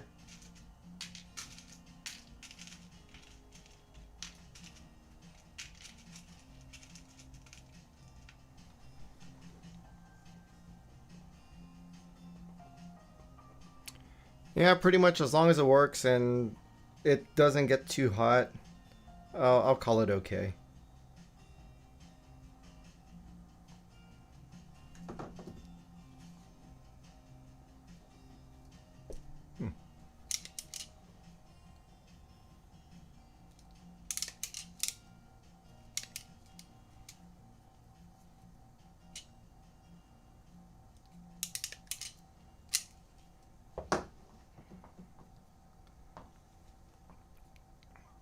So I'll put green on the low side of the bed, or on the negative side, and blue on the positive side.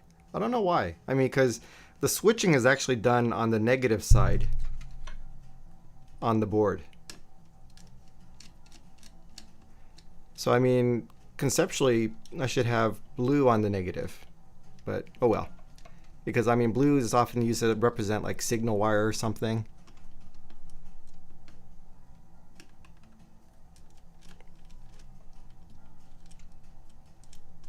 But I'm just going to go with the convention that green is negative.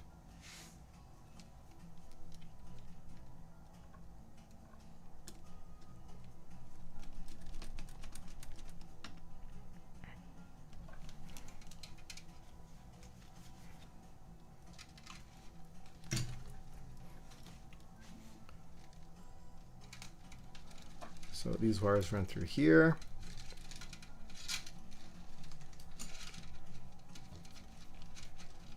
And it's going to come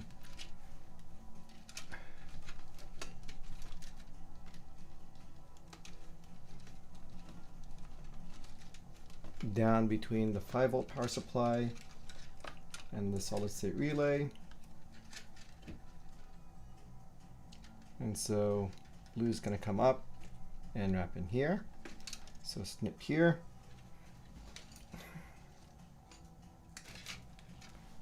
And green, do roughly the same, except it's going to be a little bit shorter because it only needs to go to the negative. So snip there.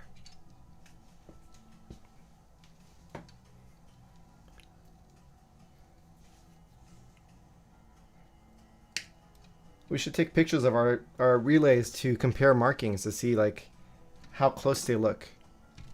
Or maybe tomorrow I'll bring in my my real Omron that I picked up from DigiKey that I bought for another project, but I'm never using because I had mistakenly bought an AC switched SSR. And because it's AC switched, I can't use it in anything that's 3D printing. Because I had originally intended to use it to replace a regular clicky relay that was AC switched. Okay, strip off a bit here.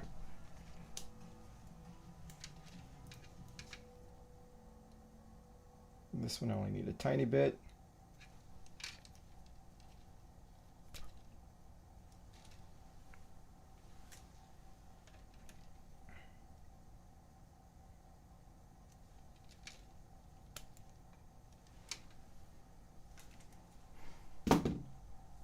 And then these are the fork spade terminals.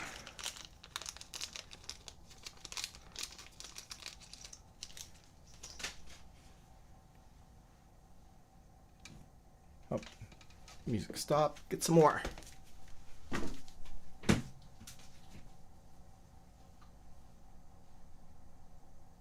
What's the bummer for? Oh, you mean like the other relay that I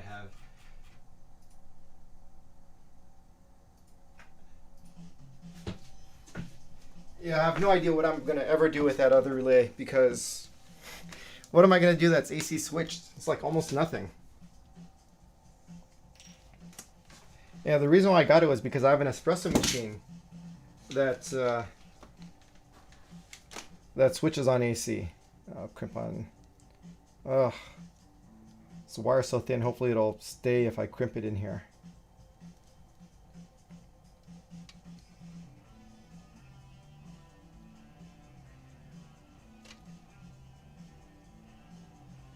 Actually, I think I'll double it up. So, strip off a bit more. Yeah, it's a waste of an Omron, waste of a relay, that it's not usable for anything.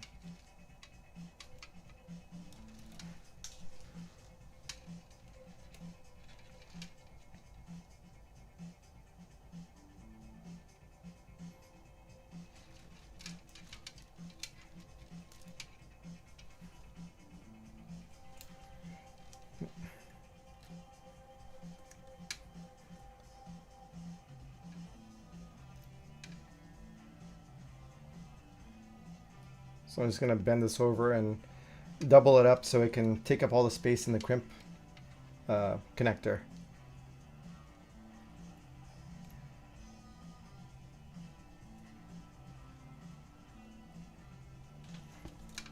That way it's not going to fall off.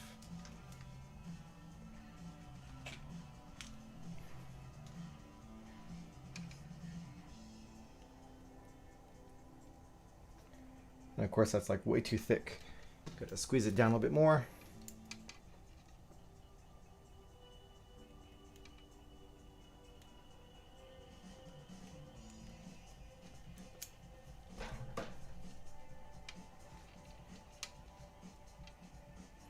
Okay, there we go, it's perfect.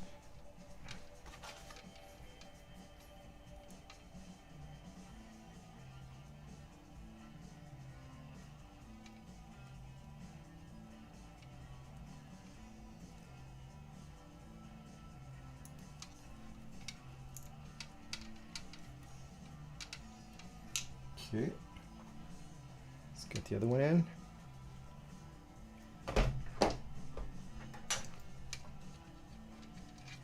Tighten up the bend on this so it can fit in the crimp connector.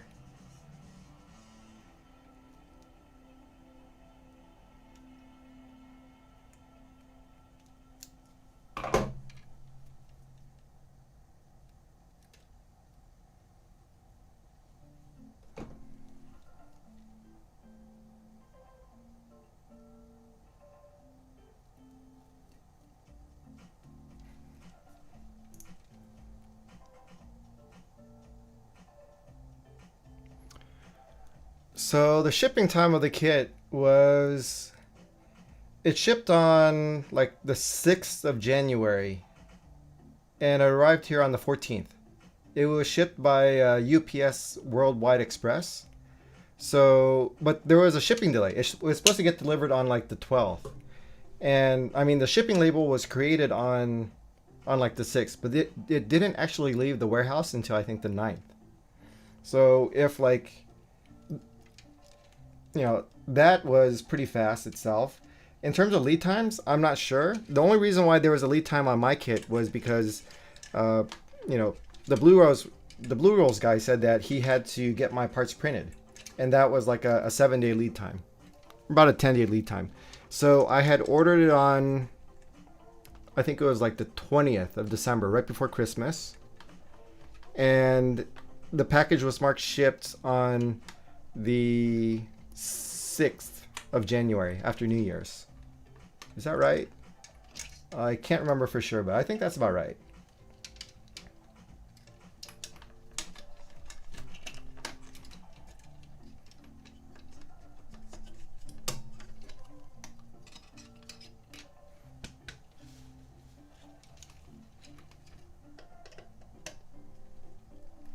see that screwdriver's too small.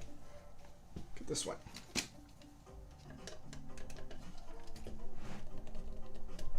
I need another screwdriver.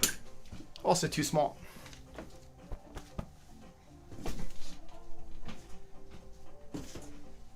It was shipped over from Hong Kong. At least that's where the origination of the shipping was. It was from Hong Kong.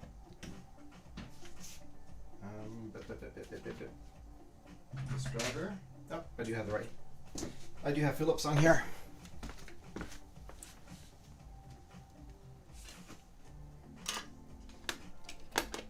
Actually, it'll be easier to just take it off the rail first.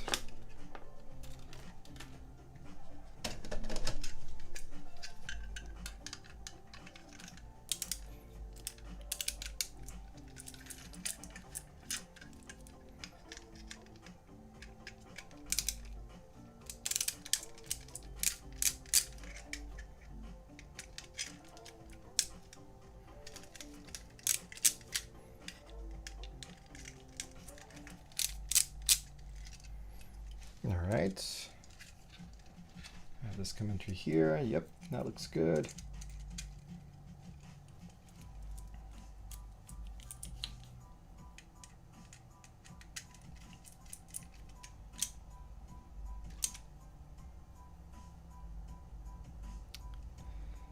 It's very possible. The only thing that I worry about, like rushing with blue rolls, is I hear that they're kind of very up and down. Like if like a lot of people have bad experiences with blue rolls, and a lot of people have good experiences. So it's kind of a mixed bag. You know, I've been lucky both times I've had them, but there's a lot of people that tell fairly negative stories. So I don't know like if other people are having just as bad luck or just as good luck, or if it's I don't know. But they usually have all the parts there, and I'm sure it'll be okay. And it should ship on time. It'll ship out. And then once it goes out, I mean, it's all UPS, and UPS they don't really give a shit about Chinese New Year's. Okie dokie. Load side. Load side, I am going to put a little short bit into this guy. Now I forget, does it matter if load input goes into 1 or 2? Let me just check on my other printer how I did it. I don't remember.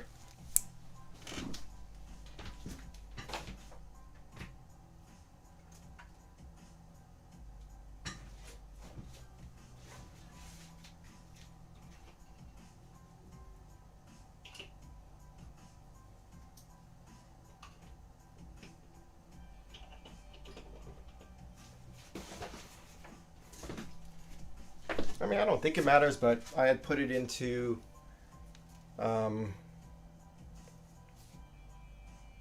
1. So like input goes into 1 and then load goes into 2. But I don't know if it matters. I'm just going to do the same thing just because.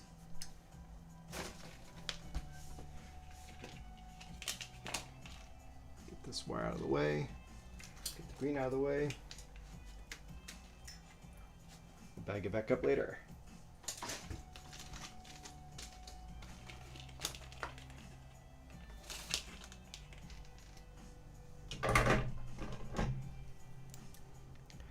Well, good luck with your buddy's Blue Rolls kits. Hopefully it's going to be good. I mean, I'm really happy with how this kit turned out.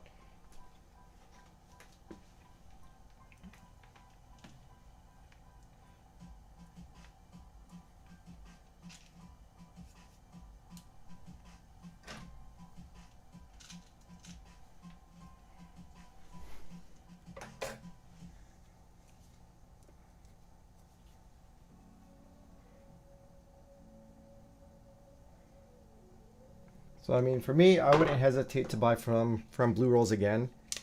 But lots of people on like the Voron discords that keep on saying, yeah, never Blue Rolls, never Blue Rolls, never Blue Rolls. But you know, my experience has been pretty good. What was that? Oh, yeah, it's okay.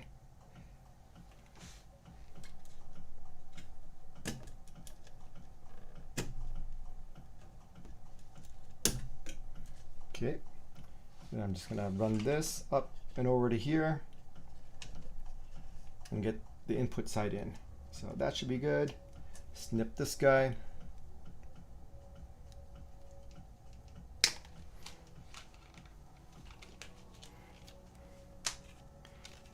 You know, like every time I say that my experience with blue rolls is good on the Voron Discord, everyone always says, "Oh, they're fake rails, they're fake this, fake mean well power supplies, fake everything." But I mean, this stuff all looks pretty good, and it's all comparable to all my other printer stuff that is also like legit high wind rails and whatnot. So who knows? Okay, strip this guy.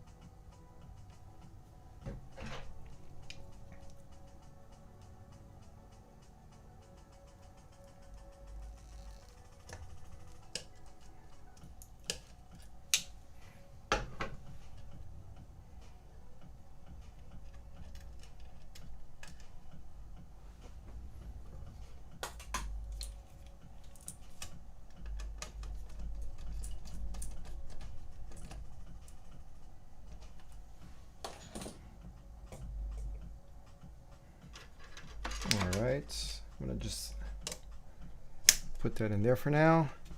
And I think I'm gonna put the bed on. I'm gonna flip this over, put the bed on, and then see about connecting everything else up. Connecting the heater in, connecting in the thermistor for the heater.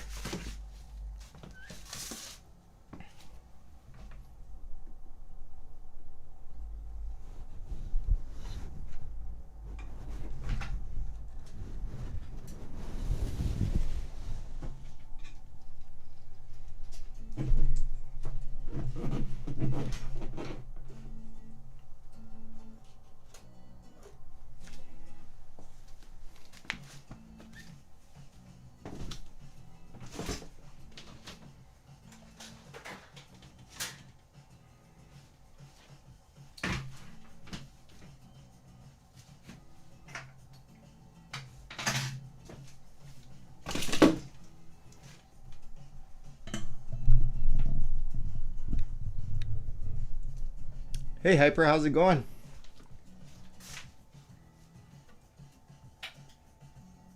No worries, no worries.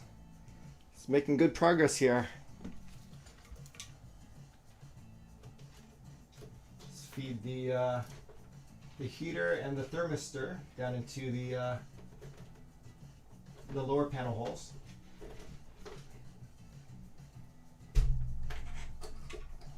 Gonna take this guy off, reposition stuff. Just 1 second.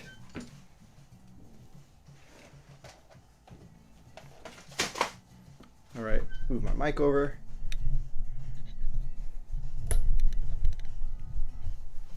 Move this guy over.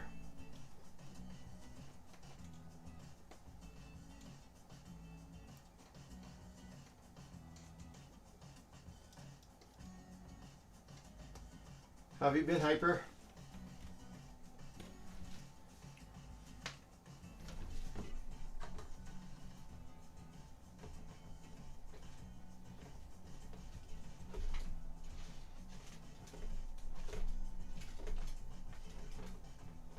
Yeah, no worries. Let's see. So what did I do in my last 2 streams? I don't even remember anymore. See, yesterday, mostly like connect some of this wiring up. I got everything belted, all the Z's belted.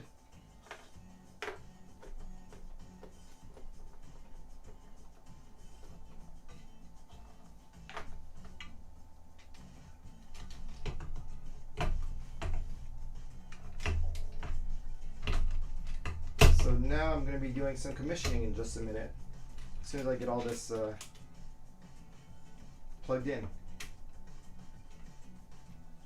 Yeah, stuff's good with me. Finished off first week of work.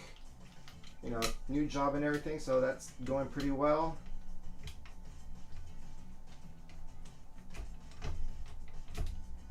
Get in here.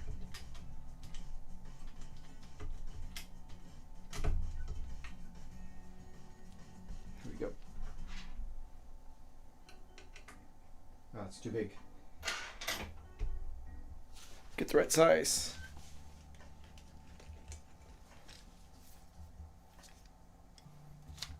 Two and a half.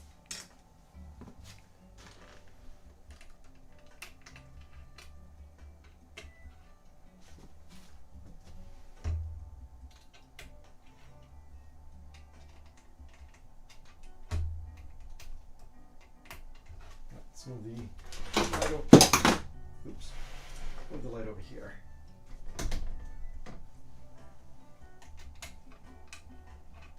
The build plate is aluminum. It's just raw aluminum, but I put on the magnet sheet already, and so the magnet sheet is black. A little bit more.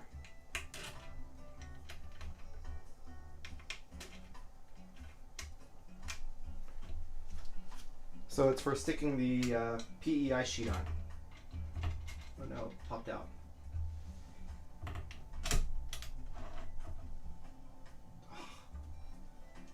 That's one thing I hate about this. These screws are a little short.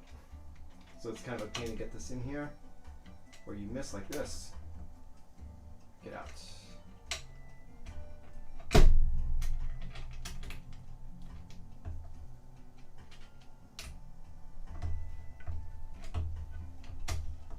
Why doesn't this one want to get in?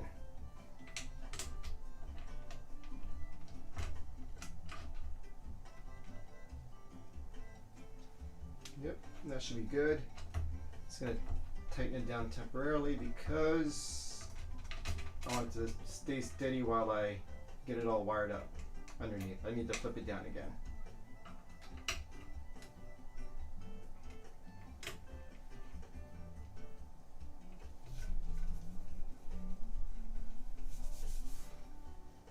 All right, let's flip the guy over.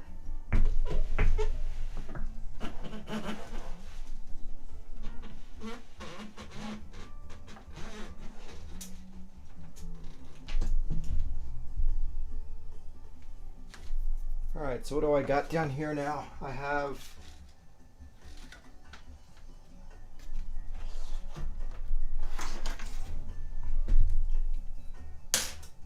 later. I have the thermistor.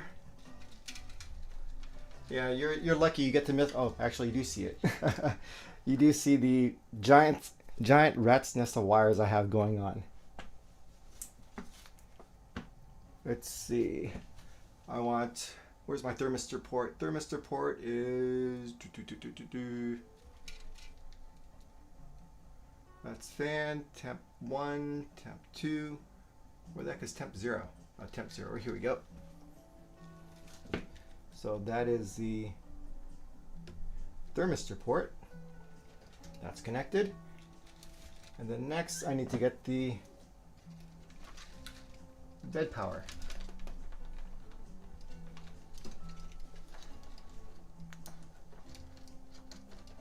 Well, commissioning just means in general like getting like the printer ready to like move. So you want to make sure that your end stops work correctly. You want to make sure that the motors are moving in the correct directions. I want to make sure like all of the Z motors. I actually already went through this earlier today, but I made sure like the Z motors all go in the same direction. So I had to like flip the motor directions in the firmware configuration to show. To make sure that the printer was moving in the correct ways that I wanted it to. So I'll show that in just a little bit when I get this plugged in. So let's see. This one I'm going to cut off and put into spade terminal, and this one I'm just going to shove into my Wago connector down here.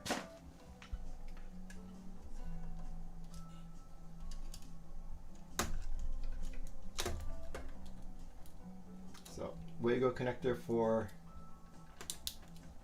the neutral side of the bed. Plug that guy in.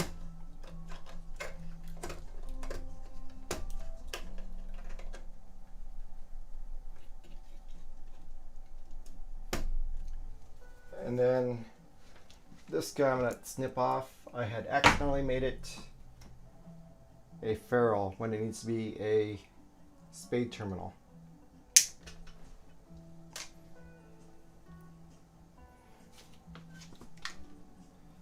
I need to strip off a little bit more. I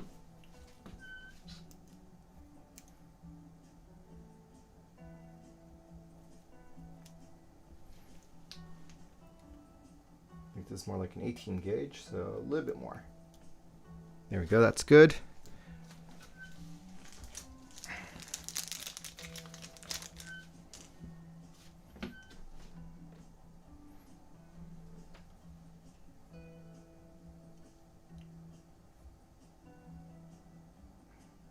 So in my case, I've already gone through and made sure that the motors move in the correct direction. So X and Y are going to move just fine when I power this up.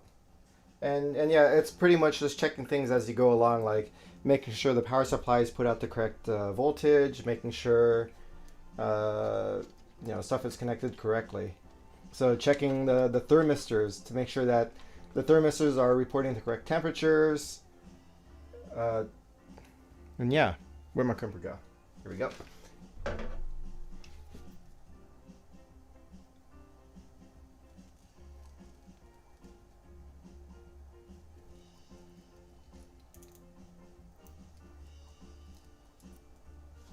All right, should be solid. Let's get that guy in here. And screwdriver.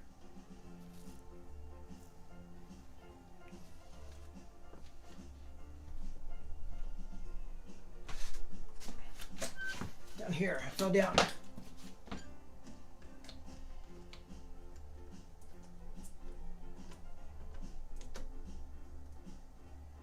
Okay, that is now good. I'm gonna get the wiring back in place, kind of. And I'm gonna flip it over. I fell down again. Yay for having an uneven floor. Okay, here we go.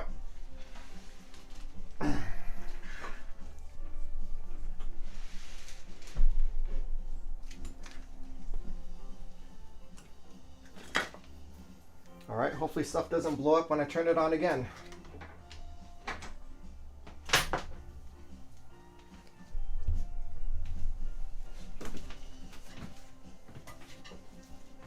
Move the camera up a bit, get this plugged in first, and I'll move the camera around.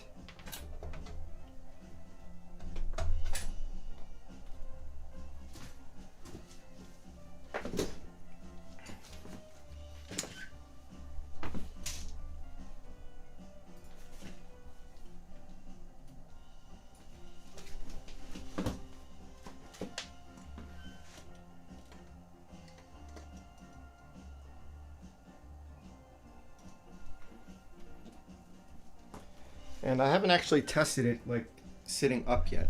So this is gonna be the first time it's running it upright. Turn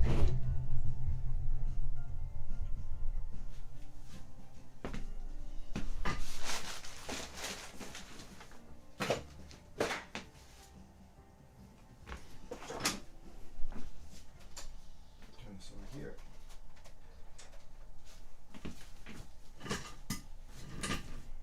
Alright, so I'm gonna turn this on first. So I have two power switches. I have the wall outlet switch, which is like my light switch kind of, and then I have the switch on the back here. So hopefully with all luck it turns on okay when I power it on. And yes, turns on all right. I'm gonna, where is my, move this down here so you guys can hear me again.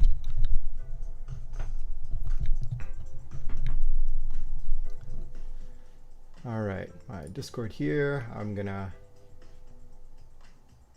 pop it open and then hop over to my new tab.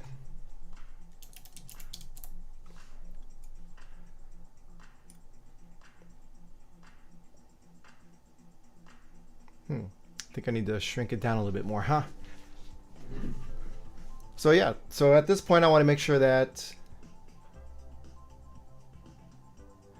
yeah, I need to clear up stuff more, but once this is done, I'm gonna clean it up in a bit. Let me move this somewhere so you can see better. How am I gonna move? Okay, I don't need, these guys don't need to be here, so I'm gonna move this over here. Move it way up. Okay. You guys should be able to see my browser. So I want to check to make sure, yeah, my thermos is looking good, my bed heater is looking good. If I trigger the various end stops, like if I put something metal underneath the Z probe, it goes to 1000. And then the Z end stop, also when I click it, goes to 1000. I'll check, so I can do stuff like, let's go to the console. I'll run M119, and that'll show me the end stop status. So it's showing the Z not stopped, Z probe not stopped. If I click this and hold it, send it again, not stopped. I wonder why. Don't know. But let me put something metal to the probe again. And then run M19 again. Z probe also not stopped. Huh, that's interesting. If I take it out, why was it not at min stop? Okay, never mind. I was reading the wrong order. I forgot. So if I put it in, the probe is going to say min stop. Because, yep, when the probe gets to the metal plate, it should stop. All right. Similarly, the Z stop. That's interesting. It doesn't say stopped. That's fine. I don't care about that. I'm going to check the, let's move this up. I'm going to check the Y and stop. So if I hit send it again, Y is X. Actually, I clicked the wrong one. I clicked the X end stop. So the X is at the max stop. Now I want to tap the Y, and also now Y says it's at the max stop. So just verified that the all the end stops work. The probe is doing the right thing. It's saying that it's stopped when we trigger the probe. It says we're stopped when we trigger the X end stop. It says we're stopped when we trigger the Y end stop. I don't know about the Z stop yet. I have to figure out and configure that later. So that part all looking pretty good so far. What else am I gonna do? I think I'm gonna throw my ratty build plate on here and start moving stuff around.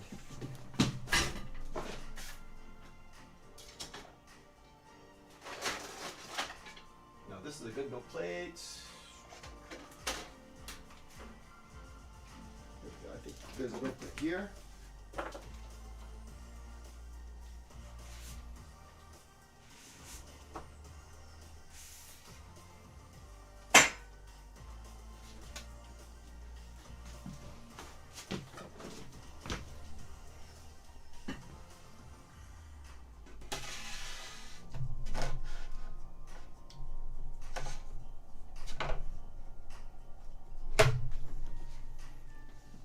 So if I dig the nozzle in a bit, I'm not going to be too sad. But before I do that, I'm going to readjust the Z end stop so it's pretty flush up against the bed. So maybe I can like mess around with triggering it.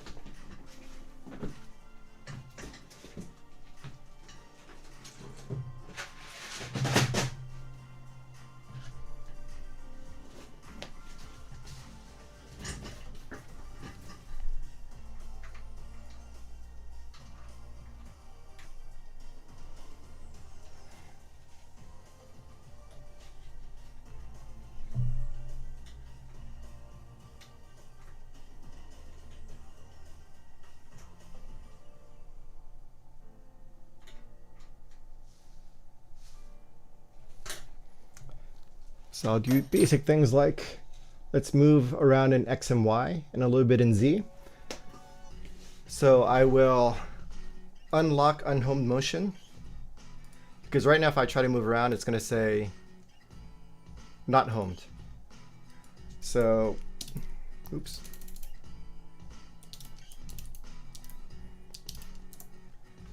So I'm going to unlock unhome movement, and now I'll be able to move around like so. If I go Y -1, the gantry, the X carriage should move forward, or the carriage should move forward. And it does. If I move by 10, moves okay. I want to go to X. If I go X by -1, it should move to the left. Oh, that's not right. I think I'm having a stall or something. That's why it's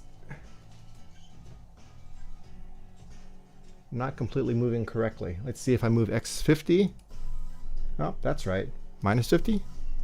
Huh. Why was it stuttering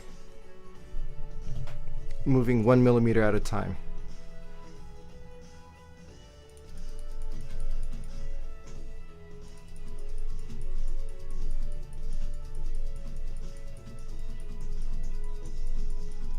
It feels like there's some kind of skipping. Because for some reason there's like a little bit of motion on the y-axis when I'm moving X. But if I move like a large amount at a time, it's okay.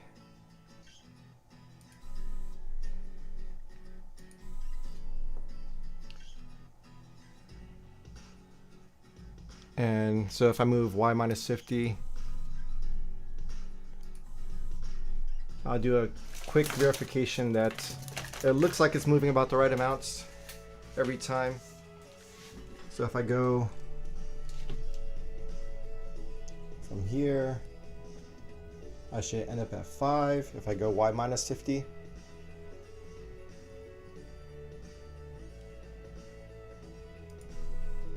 yep, that's right. Similarly, if I go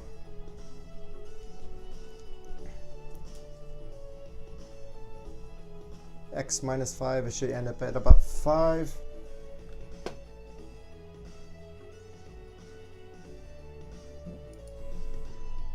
And that's also correct. So if I go and I had verified like my Z goes the correct amounts. So that's working okay. And if I go down by 50, it should also go. So I'll just put tape measure here. Or down by 25 then. So 25 should put me at 7.5. And that is correct. So movement looks pretty much okay. I'm going to put the head pretty much at X +50. And I'm just going to check the homing scripts. So system home X.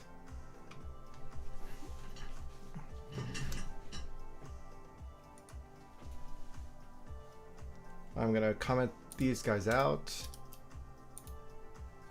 All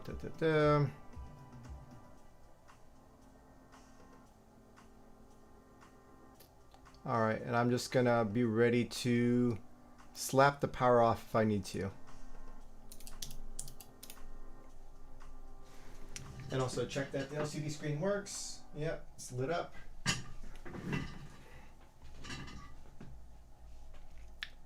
Let's see, G90, home once, move away. So I want to move back in by 10. I don't want to stall too long. So by 15, X350.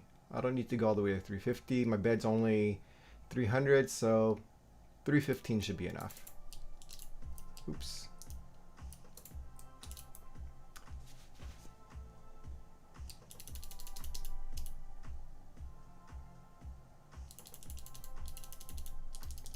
Okay, so this should be good to home.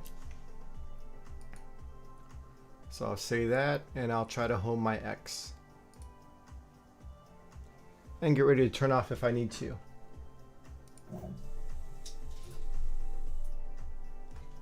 Yep, homed okay. And we can see that the indicator shows that it is homed, and now the X position is at 300.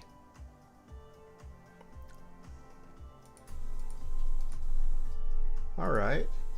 And now I'm going to try doing the same with Y, making sure that Y is able to home correctly. And I'll update the Y homing scripts. Home Y. I'm going to comment out stuff here. I took someone else's configuration, so that's why it kind of looks like this. So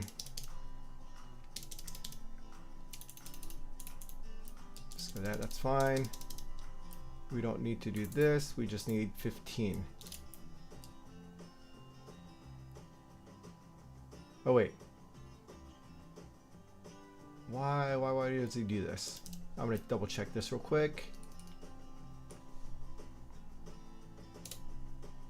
Oops, I don't want to do that. Ugh.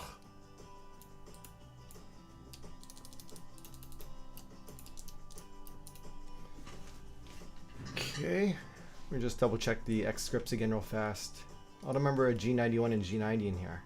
Yeah, G90 goes after the relative move. Okay, so the home Y is a little bit wrong. Have to fix that. Cut. Paste.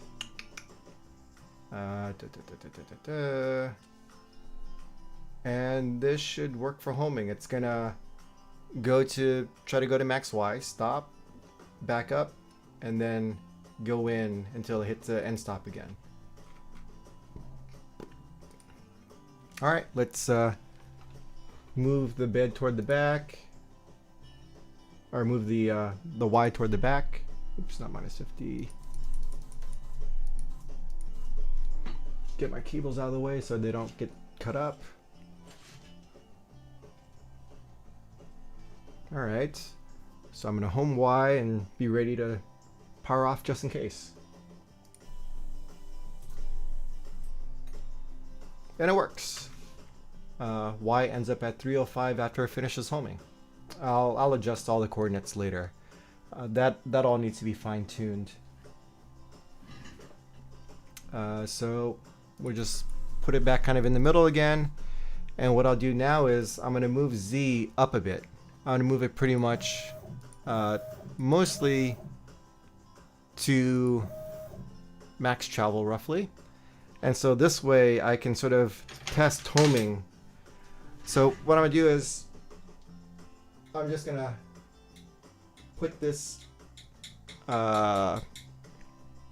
metal piece under the sensor when I home and make sure that it stops. Before I do that, I'm going to take a look at the home Z script and make sure it's doing kind of what I expect. So I don't have the mag probe yet, so just gonna turn these off. We're not gonna probe the Z pin.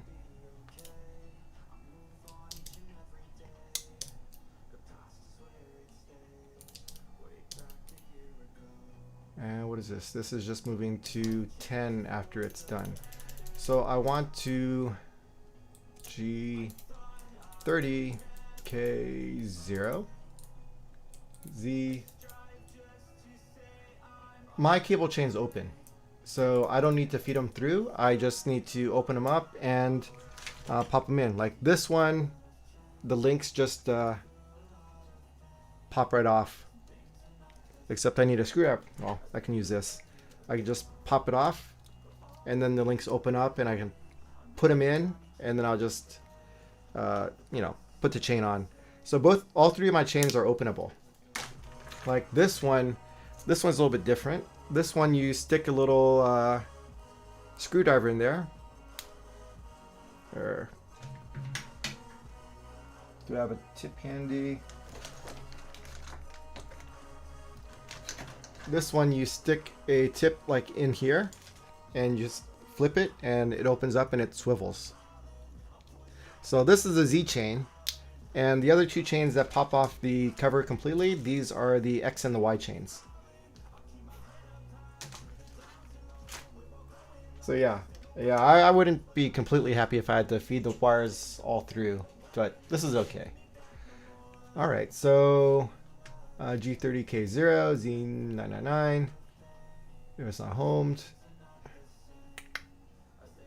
All right, I think I can try the homing script.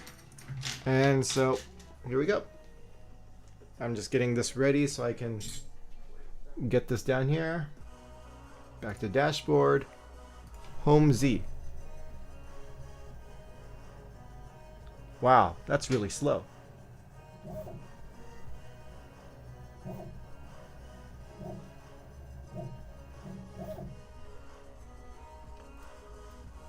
Okay, but pretty much it homed.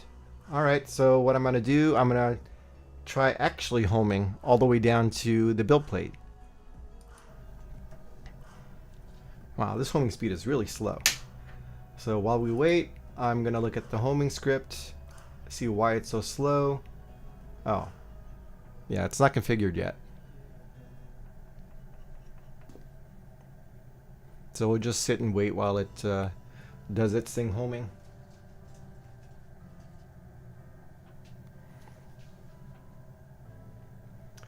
And once that's done, I can pretty much say that this is looking okay. I'm going to test the bed heater real quick to make sure that it's able to heat up. And then after that, I'm going to start putting these cable chains in. And I'm just being ready with the power switch in case I need to kill the power.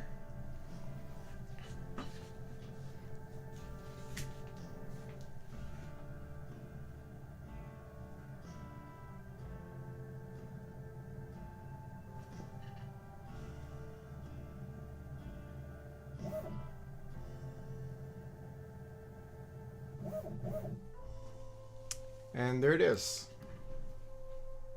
Homed all right. So that's just homing with the inductive probe. I also need to set up homing with the Z end stop. And that I don't know how to do yet, since this is the first time I'm going to be using the Z end stop. But with all that said and done, I can go through and start putting in the cable chains now then. So to make it easier, I'm going to move my Z back up. What is my Z here? It says Z is 10. That's about right. But I'll fix the offsets later.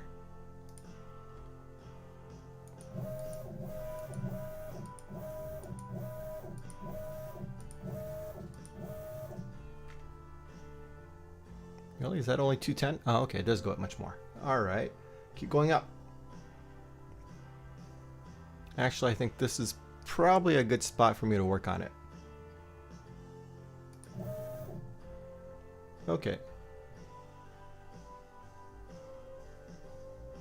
So I'm going to turn off the motors. Let's see if the gantry falls any.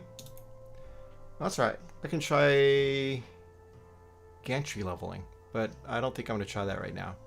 The QGL. I can do that. I can probably do that, but yeah, I don't want to set that up quite yet.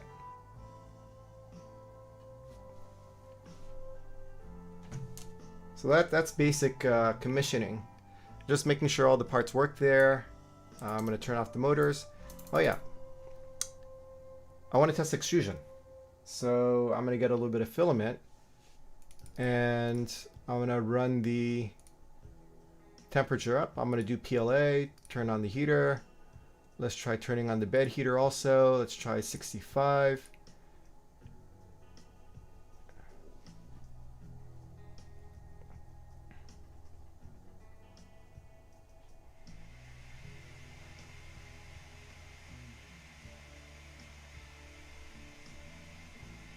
And then so while we wait for the nozzle to heat up, the bed's waiting to heat up. That's interesting.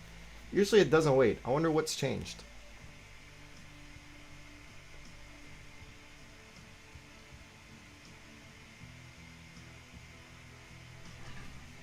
So while we wait for that, I'll grab a little bit of filament.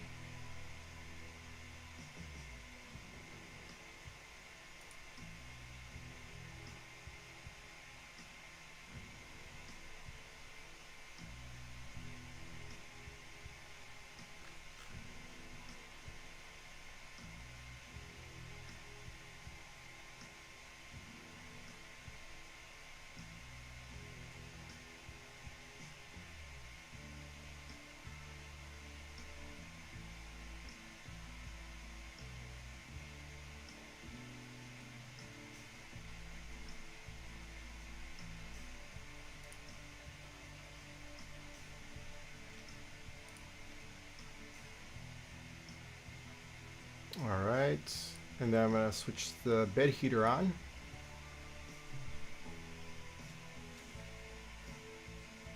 And there's no PID tuning yet, so you know, this can be way inaccurate or something.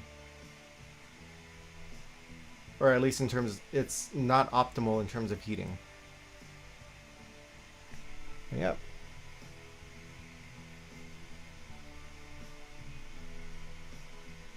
Heater's definitely getting warm. But it'll take a while to soak through the bed. But yeah, yep, it's heating okay. Now I'm going to try to feed some filament through. And it should extrude okay.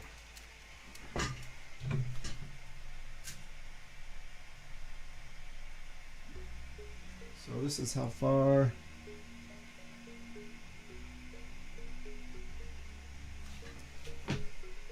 Say feed in about, let's get my tape measure.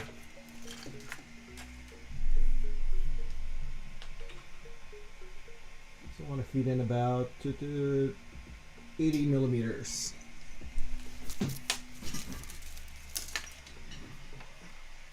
So I'll extrude 50.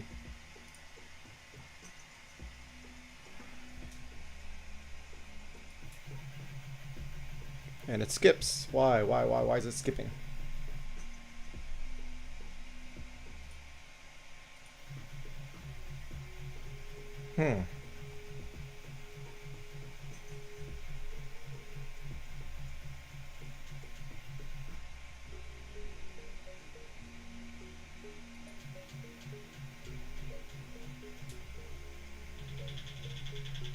Why?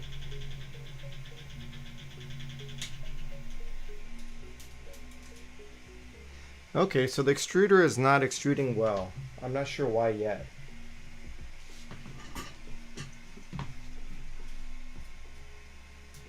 It's like, let me try putting this back on. I just took off the tensioner. And so the bed heat's okay. I'm going to turn the bed heater back off.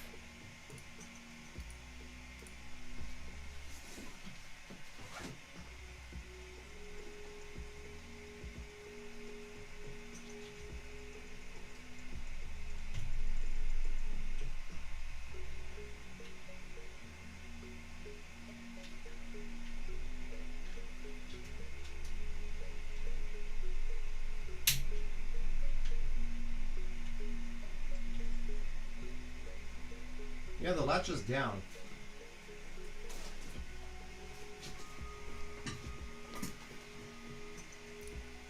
Yeah, the latch is in the closed position right now. Let me try feeding in a little bit with the latch. Let me try feeding in a little with the latch open, and then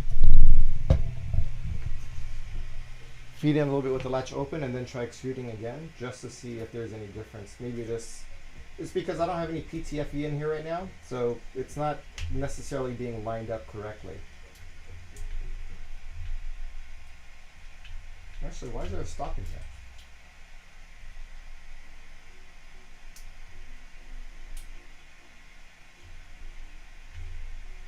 Maybe I should put in a piece of PTFE in first. Let's see if I have any torque pieces handy.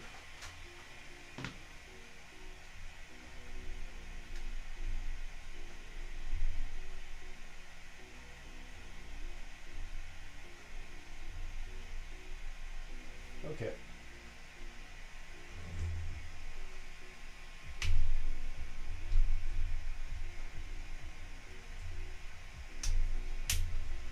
All right, let's see if I can feed in some now. I'll just drop my speed down.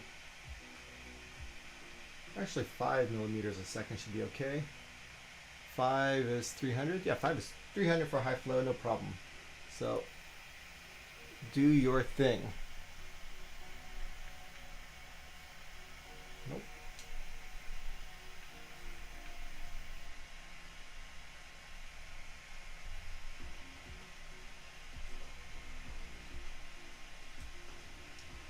It's not even in. Huh.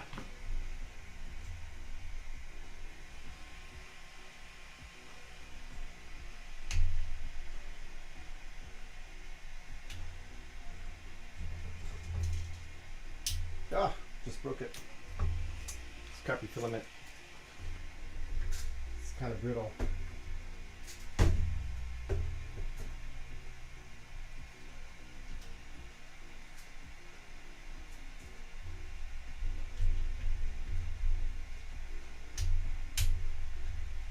Huh. It's not even making it down to the extruder gears. Okay, let's try now.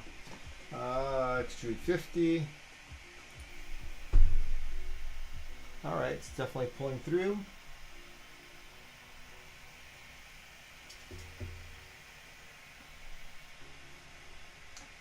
And stopped. 50 shouldn't be enough yet, so another 50 might be able to see some filament come out.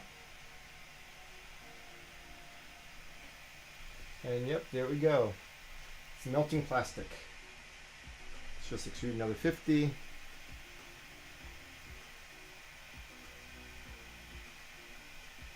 And then I'll just go ahead and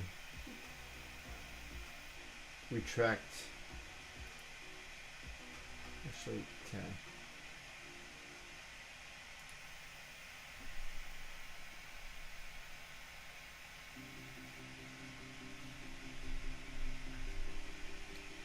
And retract the rest of the way. And yep. So that aspect looks okay. I'll have to tune the extruder steps later, but extruder seems to be working okay.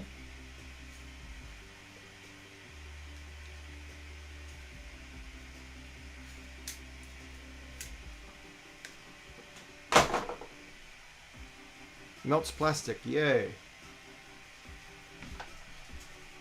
Okay, so next step, let's just start. I'm going to turn off the hot end.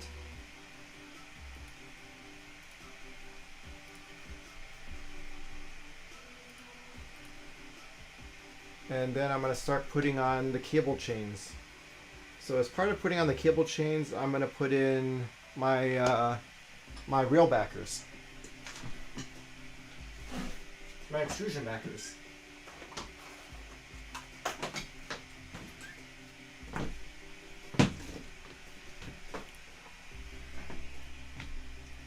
And how am I going to do this? I am going to grab the short piece, start with the Z, or the X.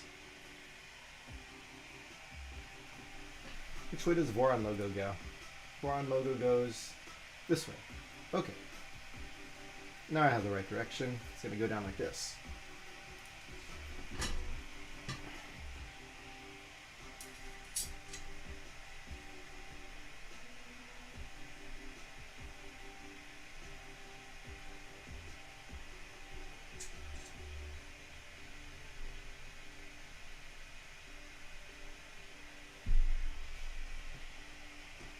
I'm going to grab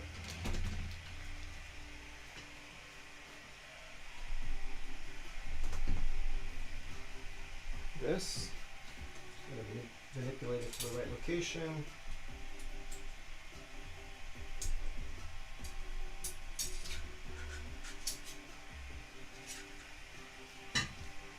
Screw.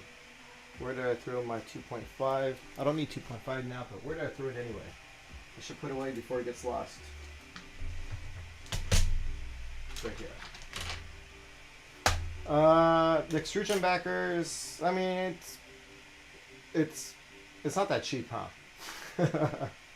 It was still about $60 for me to get these cut. And I'm still not doing it like the super optimal way, so mine's going to be a little bit hacked versus like buying the actual extrusion backer kit.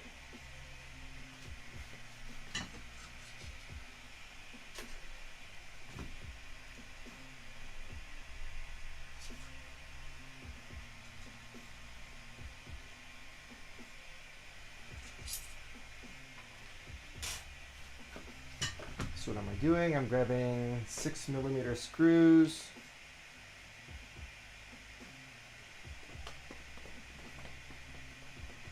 Actually, 6 should be good, right? Let me just double check. 6 is not going to be popping up.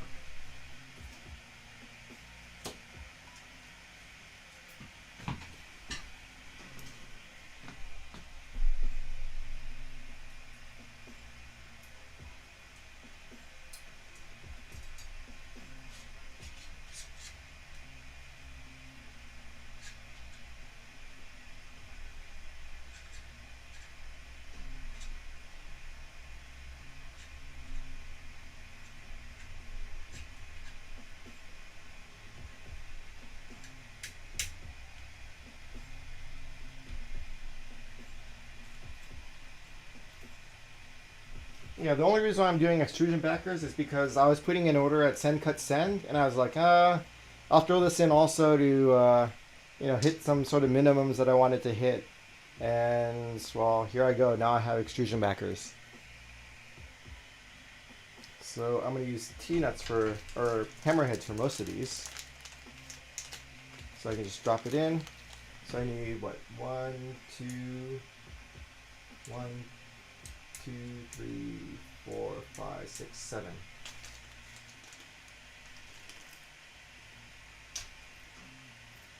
Two, 3, 4, 5, 6, and 7.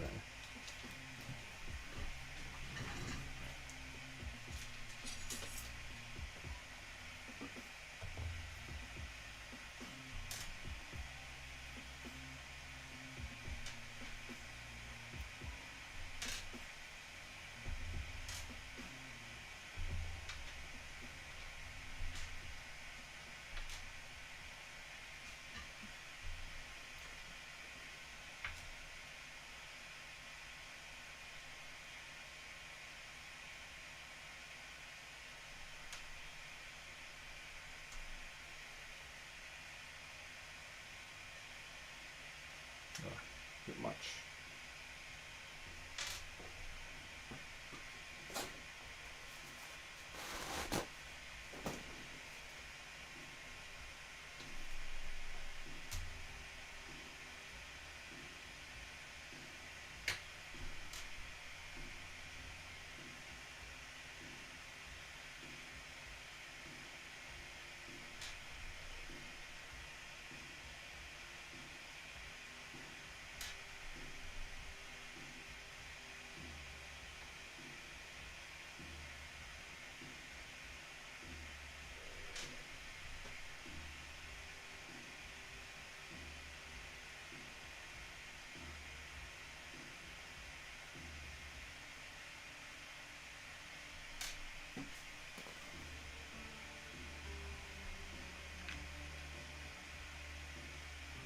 Okay, let's get these screws put in.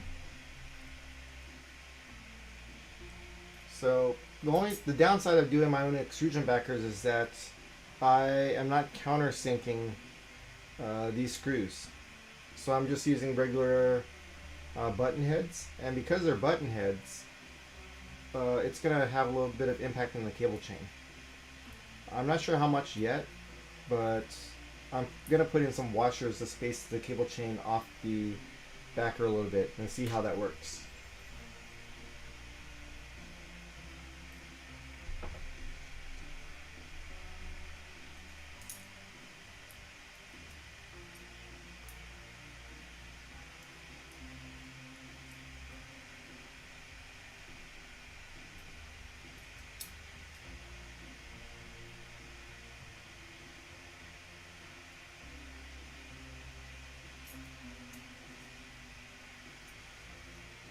I mean, if you want to do like Send Cut Send for extrusion backers, it can be like cheaper if you buy like in a quantity of like, 2 or more. So like if you do it with your buddy, it becomes cheaper to do. And then you buy like taps and or you can just pay Send Cut Send to do the tapping for you, and just buy taps and a countersink off of like Master Makar or Makar Master.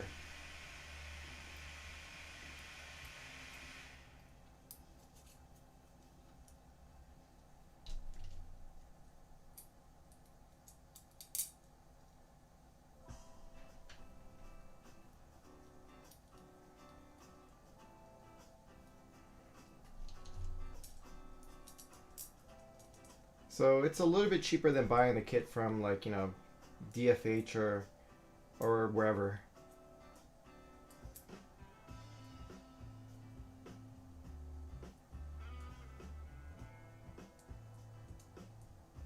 Yeah, the quantity discounts on 10 cut cent are pretty good. So like once you go like 2 plus, it's like just going from 1 to 2 is a pretty big discount.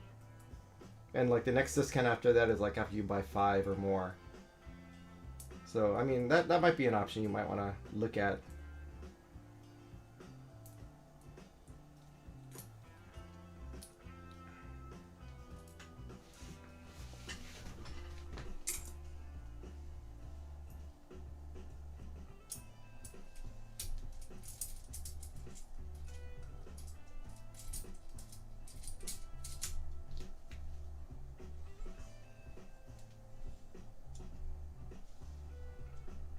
I think this should be lined up pretty good.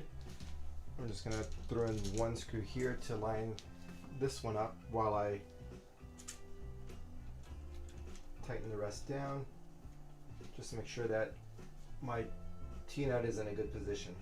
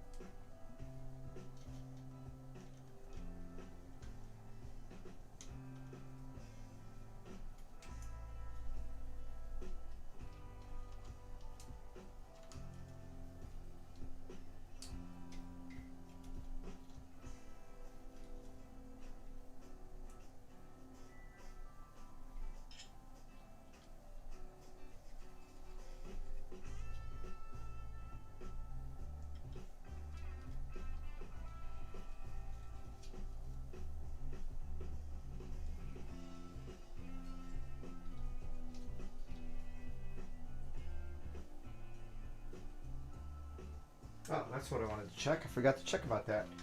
Is my bed now grounded by virtue of plugging into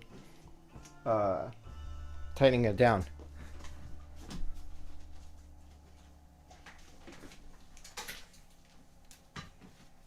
So let's take a quick look at this.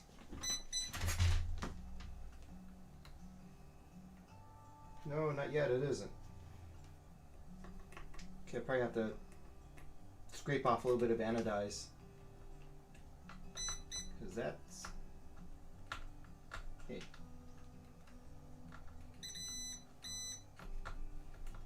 Scrape that side off some more. But so bed's not quite grounded yet. I'll have to mess around with these pieces.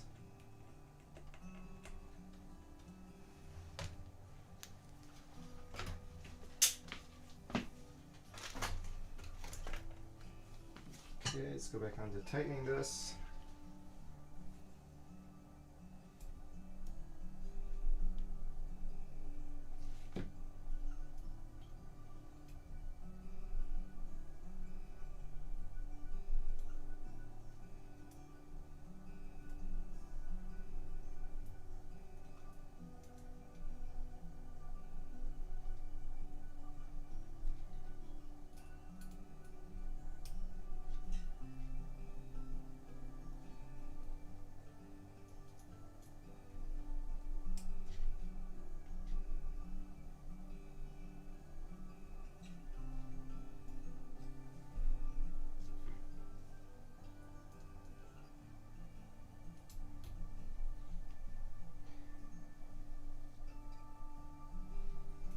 Alright, take this one out.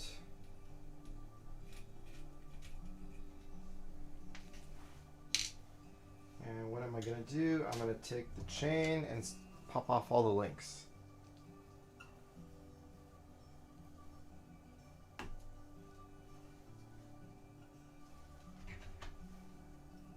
Or not off all the links, but all the covers.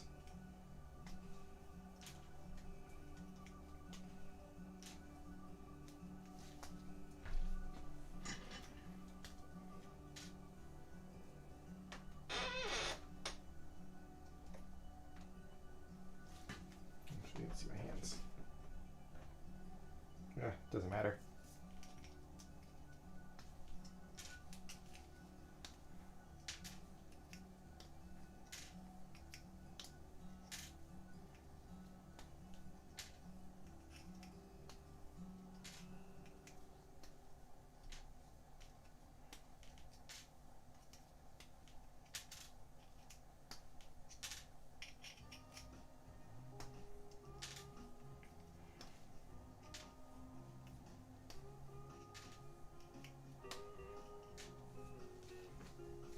Okay, just how does this all come together?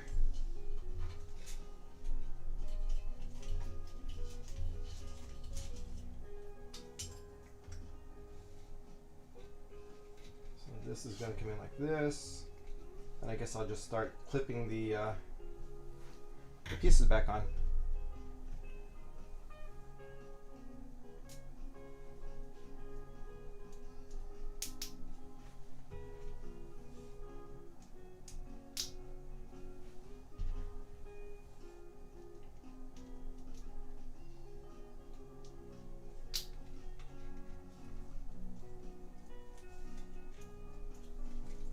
I'm going to rotate it over here when it's done.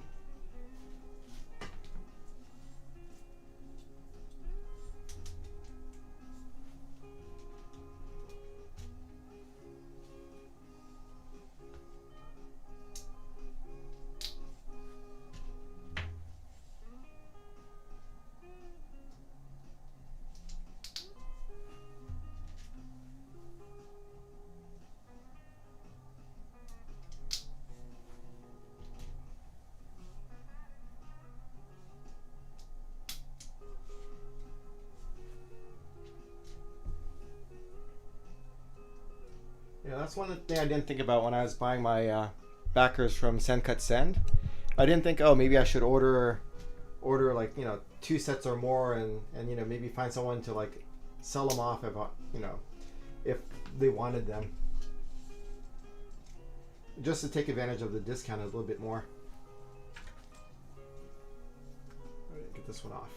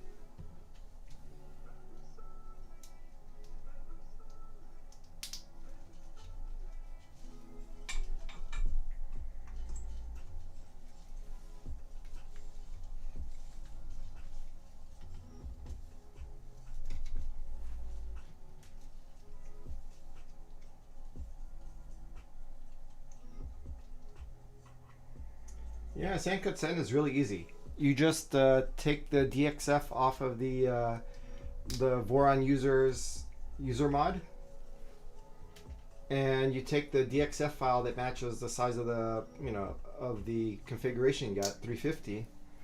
You upload the DXF. There's like 3 of them.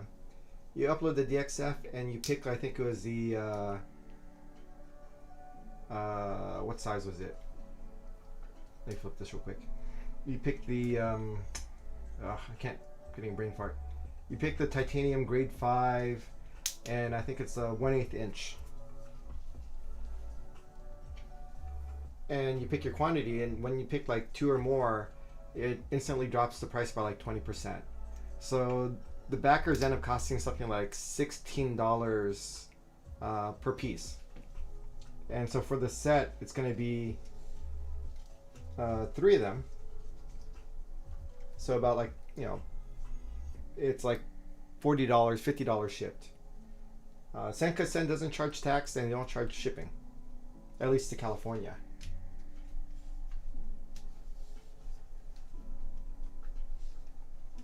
there and here. And because of I don't have like the right tapping for this, I'm putting the chain in a little bit farther here.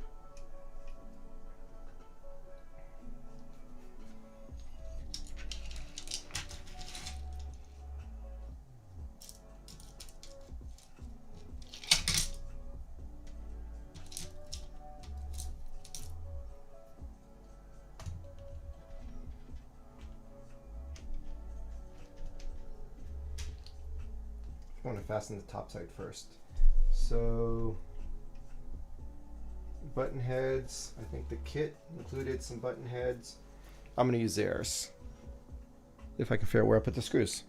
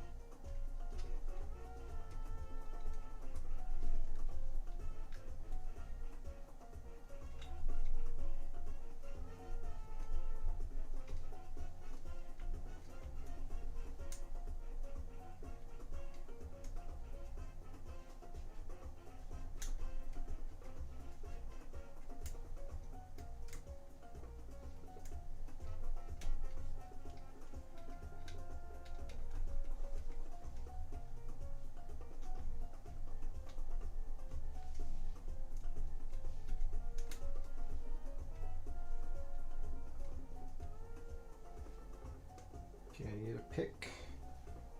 Get these wires out of the way.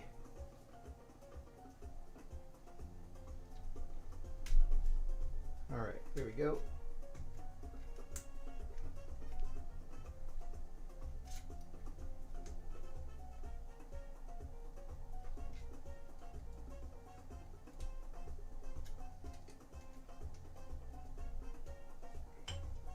Get this chain back up here. And I'll just fasten it down here. Okay.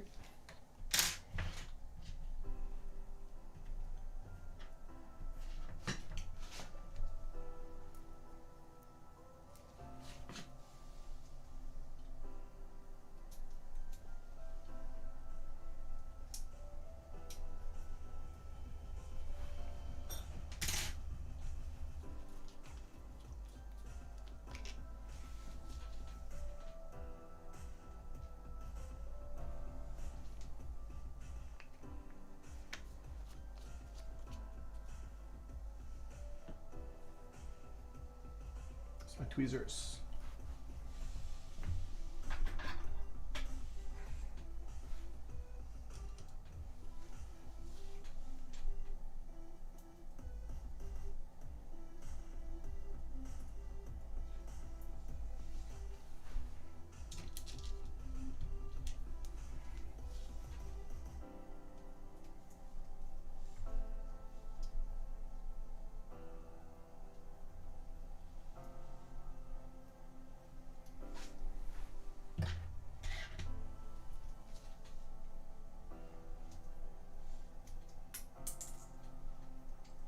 washer.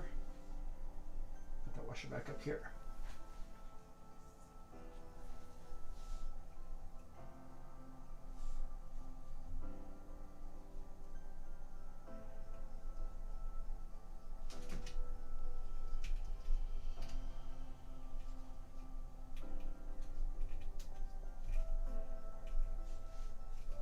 Come on, get in here.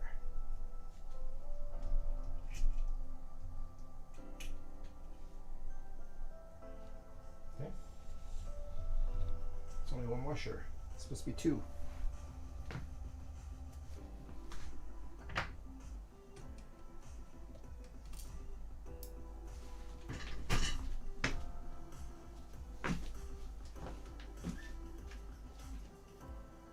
There's the other one.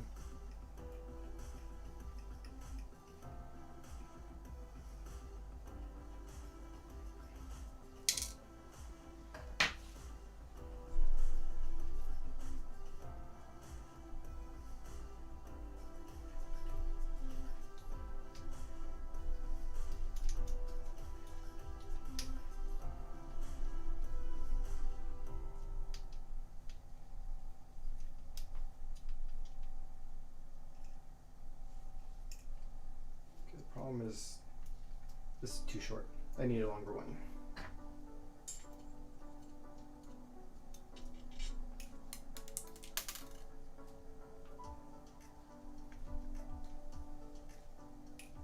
Oops. There go all my washers.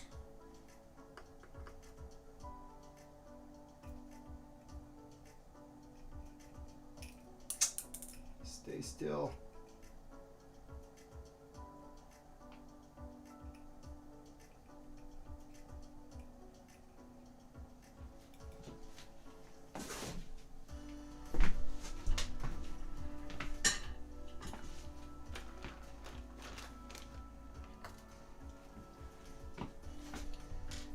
Let me go next size up on screw size.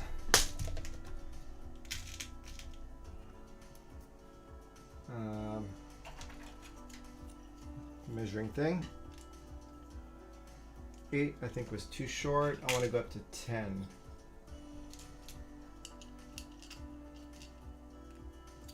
Let's try 10.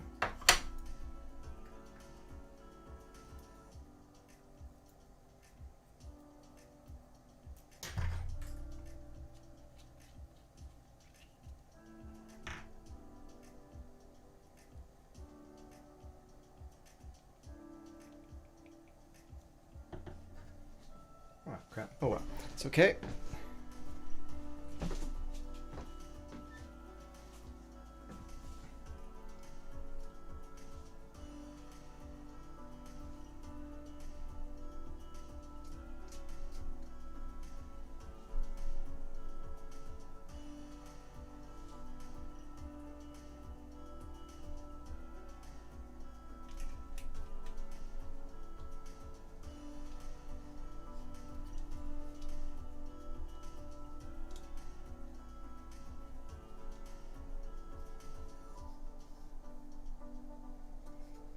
I think that should be all right.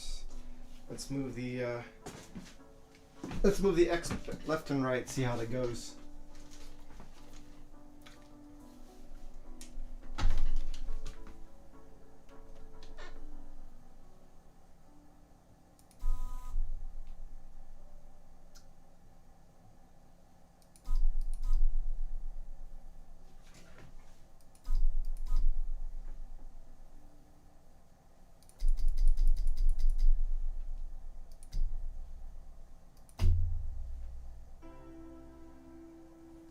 All right, looks pretty good.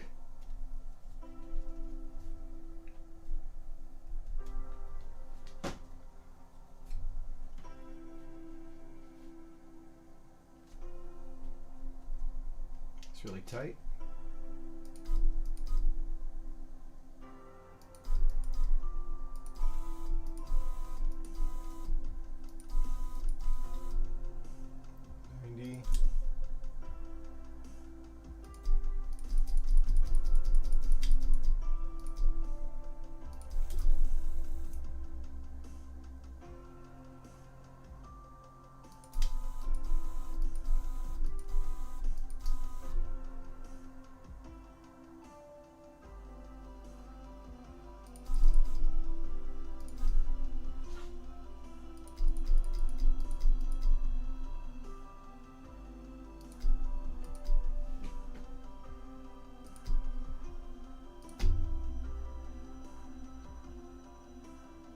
right, the range of motion really is just 300, huh?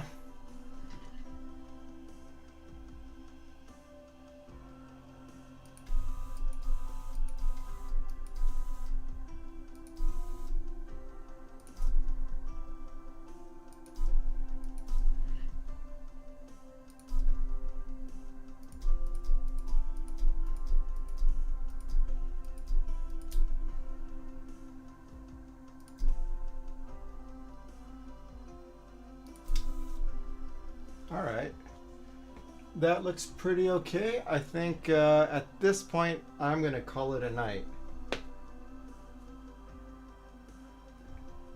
Got a lot done. So much wiring, so much wiring. And then did our commissioning. So check that, you know, that the printer kind of works okay. All the stuff is all right. The only thing I don't like about this, the way I have the backer set up, is that there's this, it doesn't sit down well. I don't know if that's going to affect anything, but it's mostly okay. If I move all the way to the right again, let's see. It kind of comes down. It's all right. Not the greatest, but it's workable. Very, very workable.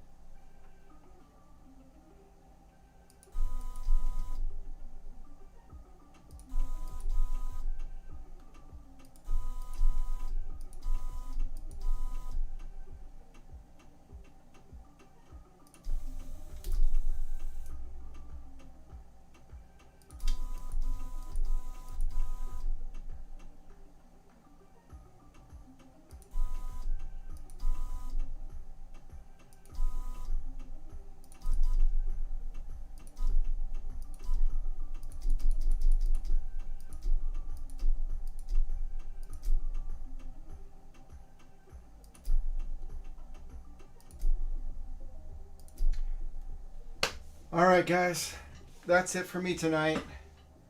I am burned. Did so much.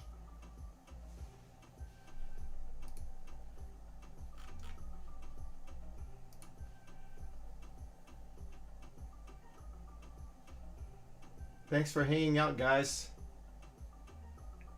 I'm just gonna clean up, wrap up, and yep, all done, all done.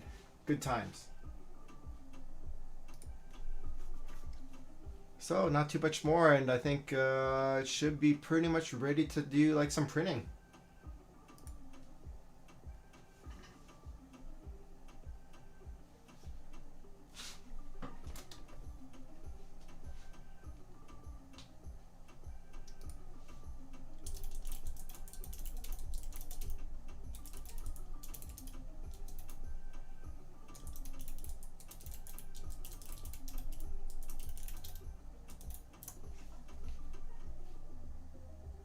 All right, bye guys.